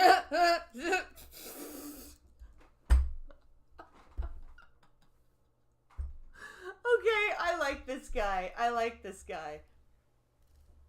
Especially since it comes very naturally to a Quebecer. The Prime Minister interferes with everything in Quebec's jurisdiction. And when Quebec wants to use a tiny piece of the Constitution, the notwithstanding clause, to protect its own jurisdiction, well, it's a scandal in the eyes of the Liberals. This Prime Minister is taking advantage of his powers to harm Quebec, and I will continue to denounce it. The Right Honourable Prime Minister. Mr. Speaker. Mr. Speaker, this is unprecedented abuse from the Bloc Québécois. We're not meddling in jurisdiction. We're doing the right thing by taking over what these dumb premiers can't handle. And I take offense at being told that I am printing money hand over fist and sending Canada to the poorhouse, Mr. Speaker. This is just too much. I will continue as a member for Quebec to exercise my responsibilities and also as Prime Minister of Canada. I will invest to help Canadians throughout the country. And that includes investing to... I love it. No, we're not trying to take over your jurisdiction. We just want to take over everything that you do. Yeah, exactly. We want to take over everything that you do, and we want to copy some of your systems and implement them nationwide, even though they won't work nationwide. Create more housing in Quebec. Investing in a partnership for health. To invest in opportunities for Quebecers in the years to come. Invest in good jobs, good careers, in a green economy. We will be here to invest throughout the country. But the Bloc Québécois, for their part, doesn't like it. Opposition. Même un ancien. The Honourable Leader of the Opposition. Even a former NDP leader has more common sense than this Prime Minister and the current NDP leader. Tom Mulcair noted yesterday that this government will use $54.1 billion on interest payments. That means servicing the interest and payments to bankers. So that's all of the money that people pay on the GST. Everything people are paying for GST is not being used for services. It's being sent to the bankers. Yeah, goods and service tax is now no longer being paid to pay for goods and services. It is literally going to pay the interest off that we owe. Does the Prime Minister really think that's okay? The Right Honourable Prime Minister. Interestingly, like $4.1 billion on Wait, what? will use 50 noted yesterday $1 billion on interest payments. Sorry, that means servicing the interest and payments to bankers. So that's all of the money that people pay on the GST. Everything people are paying for GST is not being used for services. It's being sent to the bankers. Does the Prime Minister really think that's okay? The Right Honourable Prime Minister. Interestingly, like the Conservative Party, Thomas Mulcair was against hiking taxes on the 1% and reducing them for the middle class, as we did in 2015. Yeah, because he wanted you guys to tax businesses and corporations, not people who busted their ass and finally were able to earn a good income.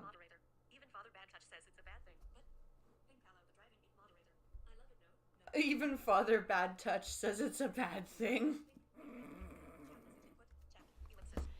And we will continue to invest to help the middle class, to help youth. Meanwhile, the Conservative Party continues to promote austerity cuts, and it continues to help the wealthy. We, for our part, will be there to offer a fair shot at opportunity for all generations, especially youth. The opposition. Mr. Speaker, austerity is what people are living every day when they can't afford to eat, heat, or house themselves after 9 years of this Prime Minister. But I'm just, like, 9 years ago, if prices were the same as they were 9 years ago right now, fucking our youngest kid would have the best fucking birthday party coming up. Instead, we're sitting here scrambling, trying to figure out his birthday presents and his birthday party.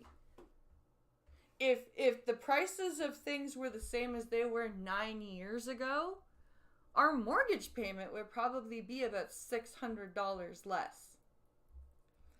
If prices were the same as they were 9 years ago,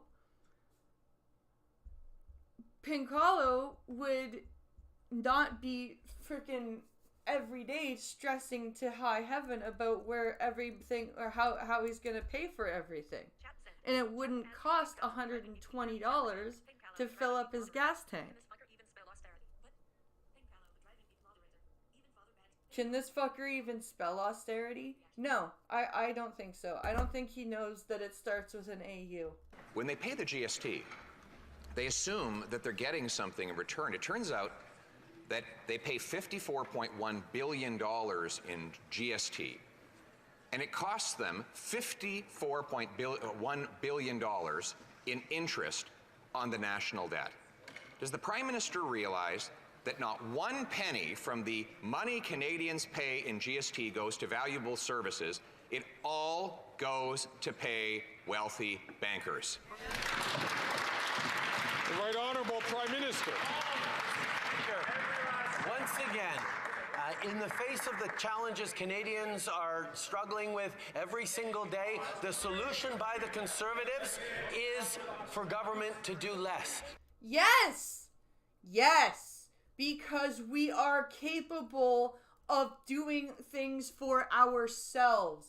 The government is there to help things go along, not to pull the puppet strings.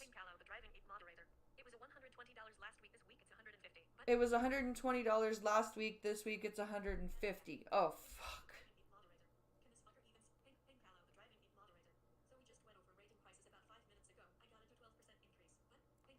So we just went over rating prices. We just went over rating prices about 5 minutes ago. We gotta do a 12% increase. Fuck. That's crazy. To invest less in supporting Canadians, less for seniors and dental care, yes, less for child care spaces, less to invest in medical supports and in health care, less to invest in building more homes. The solution proposed by the Conservatives is for government to do less for Canadians. We are continuing to invest in people responsibly with the best, lowest debt to GDP in the G7. Government. We will continue. The Honourable Leader of the Opposition. Less for bankers and bondholders, Mr. Speaker, more for doctors and nurses. This year, for the first time in over a generation, the federal government will spend more on interest for the national debt than we do on health care, after he doubled the size of the debt. So what that means is nationally, we are paying more on the debt that Trudeau created than the federal government sends to the provinces for healthcare transfer payments in total. For all provinces and territories, the national debt interest costs more than the federal government sends to top up the healthcare systems of each province and territory. And grew health spending slower than the previous Conservative government. Why is it that he wants to give $54 billion hard-earned Canadian tax dollars to wealthy bank? 9 years ago, so now an in-town same day is just under $10. 9 years ago, I was charging $6.80.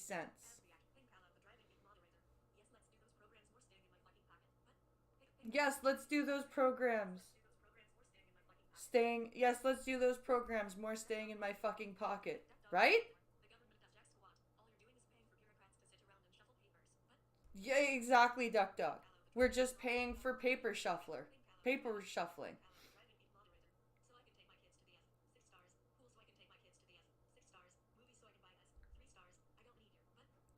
So I can take my kids to the fucking pool, so I can take my kids to the fucking movies, so I can buy shit I don't need. Yes! Because you fucking deserve to be able to buy shit you don't need. Because you work hard. You deserve to be able to be like, you know what? I would really like this thing for myself. I'm going to buy it. And not worry about, is everybody else going to be able to eat this week? Bankers and bondholders, and not doctors and nurses. The Right Honourable Prime Minister. Speaker, that would perhaps be a more credible partisan argument if it wasn't for the fact that the Conservative Party consistently stood against investments to support Canadians. Oh my the God. dental care program we're putting forward that's going to help already the 1.7. It's broken! Sun Life hasn't even approved it! Holy shit! You are legitimately an evil man. Million seniors who've signed up. The Conservatives have not only voted against, but are busy spreading misinformation around the country to try and scare people out of that program for partisan gains. The fact is, we're going to continue to invest in childcare spaces because that helps families. We're going to continue to invest in in supporting students so they have less debts. We're going to build more homes. They want. Yes. Yes, you mumble and scramble. The Honourable Member for Vaudreuil-Soulanges. Mr. Speaker, Canada's entrepreneurs and skilled workers are our biggest resource. We need to take advantage of their ideas, innovation, and hard work in order to keep our position at the head of the world's advanced economies. Can the Prime Minister tell the House about the new measures in the budget which will support not only our workers, but also the Canadian economy? Shut up, liberal ass kisser. The Right Honourable Prime Minister. Mr. Speaker, I'd like to thank the member for Vaudreuil-Soulanges for his question and his hard work. Yesterday's budget included clear commitments to invest in our future and in the talents of Canadian workers. However, the Conservative leader said that he will be voting against supporting Canadian clean tech businesses, that he will be voting against our investments in AI, that he will be voting against people who are working in our EV supply chains. Vote against all the AI. We are investing to help all Canadians succeed in the 21st century. But the leader of the opposition wants to bring us back to the Stone Age. The Honourable Leader of the Opposition. Mr. Speaker, David Dodge, proud Liberal and former Liberal appointee as Governor of the Central Bank, said that this would be the worst budget in over 40 years. It turned out he was right. We've had John Manley, who said the Prime Minister is pushing on the inflationary gas pedal, Manley being a former Liberal finance minister. Now we even have Bill Morneau condemning the government of which he was the former finance minister. Mr. Speaker. So we've got David Dodge, who was a Liberal appointee to the Bank of Canada. We've got John Manley, who was a former finance minister for Chrétien, I believe.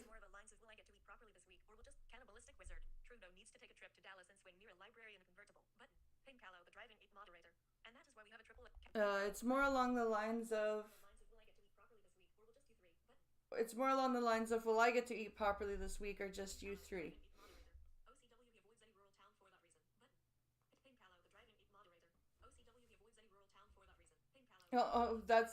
Cannibalistic wizard, he avoids any rural town for that reason. Yep. They really, they do not like Trudeau in our Speaker, town. why is it that so many Liberals have come to the conclusion that this Prime Minister is not worth the cost? That's a good question. If it's so ideological and the Conservatives are the only ones that stand in the way, why are there so many Liberals that are like, this is a bad idea? The Right Honourable Prime Minister. Mr. Speaker, there are people like the Conservative Party of Canada that are going to choose to stand with the ultra-wealthy and not stand with young people who so are you sitting on those are you going to say that those Liberals are just ultra-wealthy assholes and the Conservatives are just standing on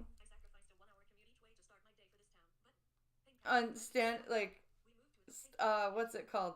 Are you just gonna say that those Liberal people are just shitty, horrible, ultra wealthy people? I sacrifice a 1-hour commute to start my day for this town. Chinese solar panel manufacturers. Those kind of green factories. Oh, Chinese solar panel factories. More housing, more investments, more opportunities for them to succeed in an economy that is increasingly tilted towards the ultra-wealthy, away from young people and who did that, I wonder? The middle class. That's why we're going to continue to step up and put money in the pockets of Canadians who need it by asking the wealthiest to pay a little bit more, something the Conservatives will continue to stand against because they stand with the ultra-wealthy. The Honourable Leader of the Opposition. Mr. Speaker, all the adults in the Liberal and NDP parties are saying that this budget is irresponsible. All the adults. We have John Manley, former Liberal finance minister, saying this Prime Minister is pushing on the inflationary gas pedal. David Dodge, renowned Liberal, is saying it could be the worst budget in 4 decades. Bill Morneau, remember him? And before he became Bill No More, he said that this is a troubling budget, and even Tom Mulcair says that there's too much going to debt interest. Isn't this like the NDP Liberal marriage? The parents went away and the rambunctious, restless kids went and trashed the place? Yes. Literally, yes. The older, more quote, fiscally responsible Liberals and NDPs stepped away for a sec. Trudeau and Freeland and Singh stepped in. And we're like, all right!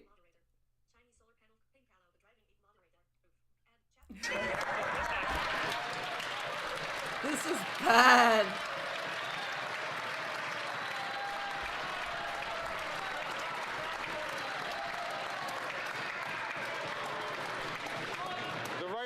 Prime Minister. Speaker, while the Leader of the Opposition continues to focus on partisan attacks, we're going to stay focused on building a better future for Canadians. He's the one focusing on partisan attacks. Yes. In which inflation has been within the Bank of Canada's target range. Of course, it's that is because we continue to govern responsibly in a fiscally sound way. Govern responsibly in a fiscally sound way? How are bolts of this right here is how you want to know how I know there's no God? Do you want to know how I know that God doesn't exist? Because Trudeau is speaking with a straight face and bolts of lightning are not raining down from the sky striking this fucker down as he speaks. That's how I know God doesn't fucking exist. That is at the forefront of the G7, even as we step up to invest in Canadians and in their future. Confident countries invest in themselves and their people, Mr. Speaker. That is what we are doing, while the Conservatives propose to do less, to invest less, to support Canadians. The Honourable Leader of the Opposition. Speaker, it's not me that's doing personal or partisan attacks against this Prime Minister's agenda. It's his fellow Liberals and New Democrats. It's his coalition partner who simultaneously attacks everything he does and then enthusiastically stands up to support it. It's the Prime Minister who attacks his immigration minister for letting the system get completely out of control and then attacks himself for doubling housing costs, making life so unfair. If they're so busy attacking themselves and their own record, why don't they just call a carbon tax election so Canadians can vote them out? Right? If you're so self-hating and things are so bad, just go away. I love how he calls it investing because it's not his fucking money. Yeah.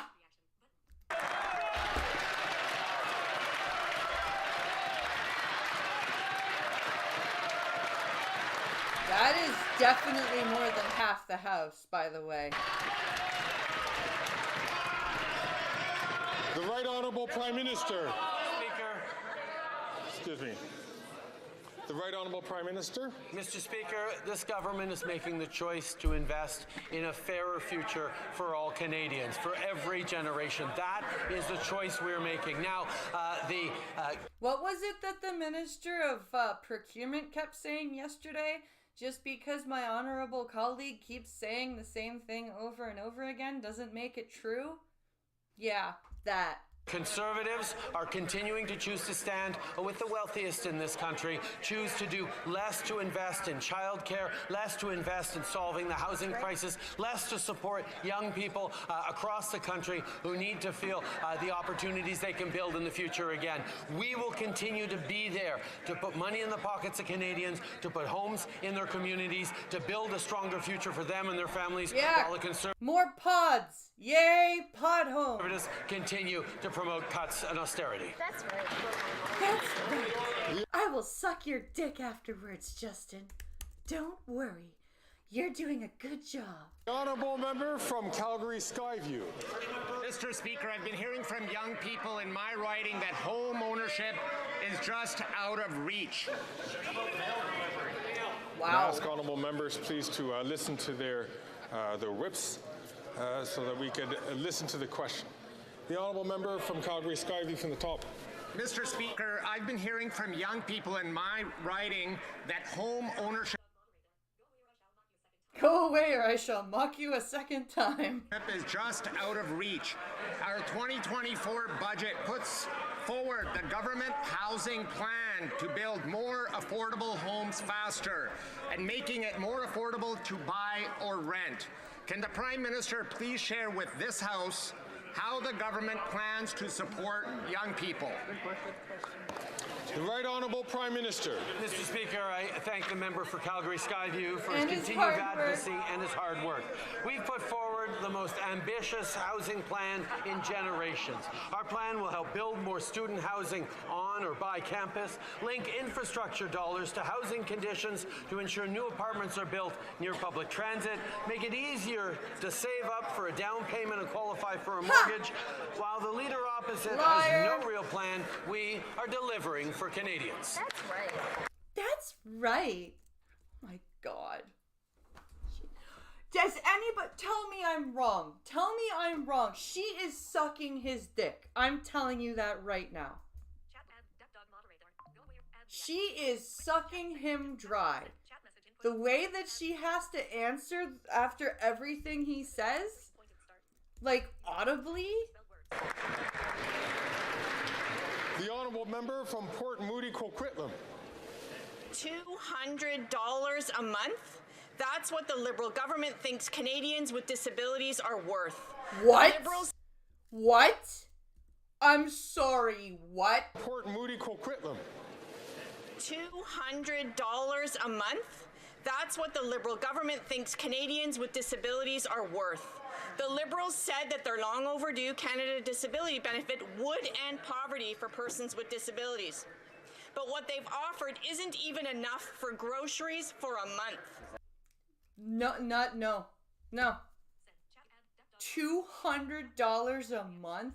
And I bet you they didn't work with any provinces, so that $200 would be clawed back dollar for dollar from provincial benefits. Exactly. Yet, the Liberals did manage to keep giving $60 billion to rich corporations, just like the Conservatives before them. It's unacceptable. Will the Prime Minister use his power and increase the Canada Disability Benefit immediately?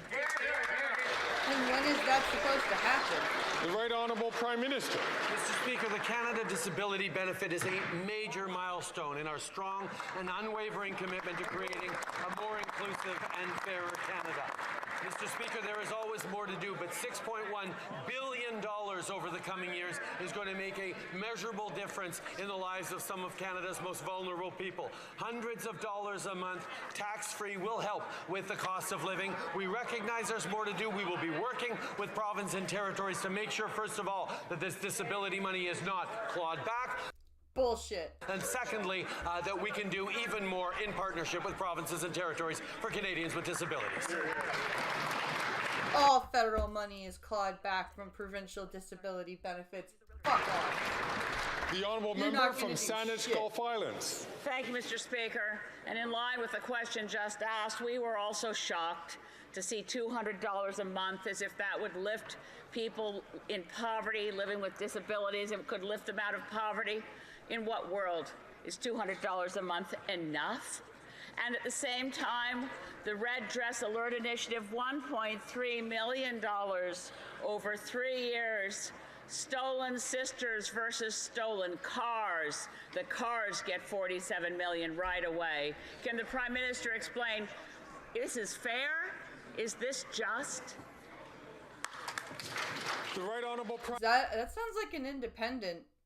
It's either green or independent. Minister. Mr. Speaker, this government has recognized for many years that Canadians living with disabilities are facing extreme challenges and I don't even know what they face, because I don't talk to anybody with disabilities, because they're dirty, evil, disgusting people that make like no money, and I don't want them around me. So I have no idea what would lift them out of poverty.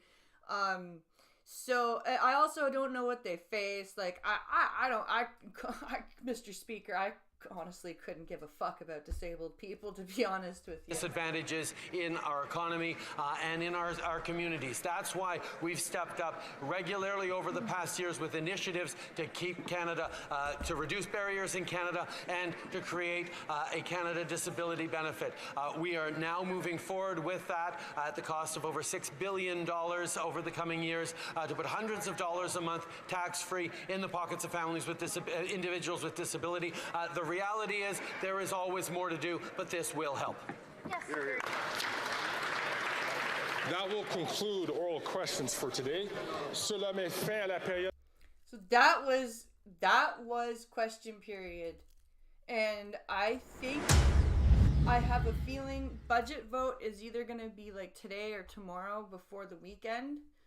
So I am going to keep looking, and I'll let you guys know what, like, if the vote will be on cpac.ca for sure. If I can find out when it happens, I might cover it. But this definitely, that was yesterday's question period, and that was a really good one. I liked how it was mostly Trudeau and Poilievre going back and forth. I liked seeing that Jagmeet Singh is not happy with what's going on, and is, I hope that he keeps calling this out and votes against the budget. Because like I said, I will take losing a Canada Disability Benefit if that means getting this shit under control. So that's basically what we've had for today.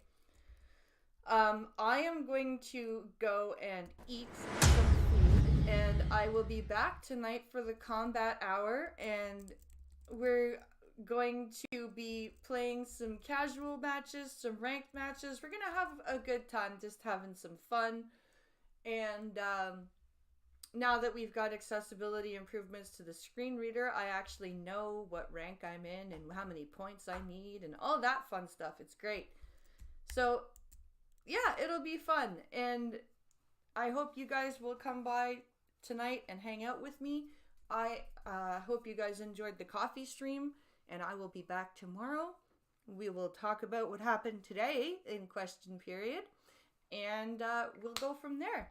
I hope you have a great rest of your afternoon, and I will see you later. Bye, everyone.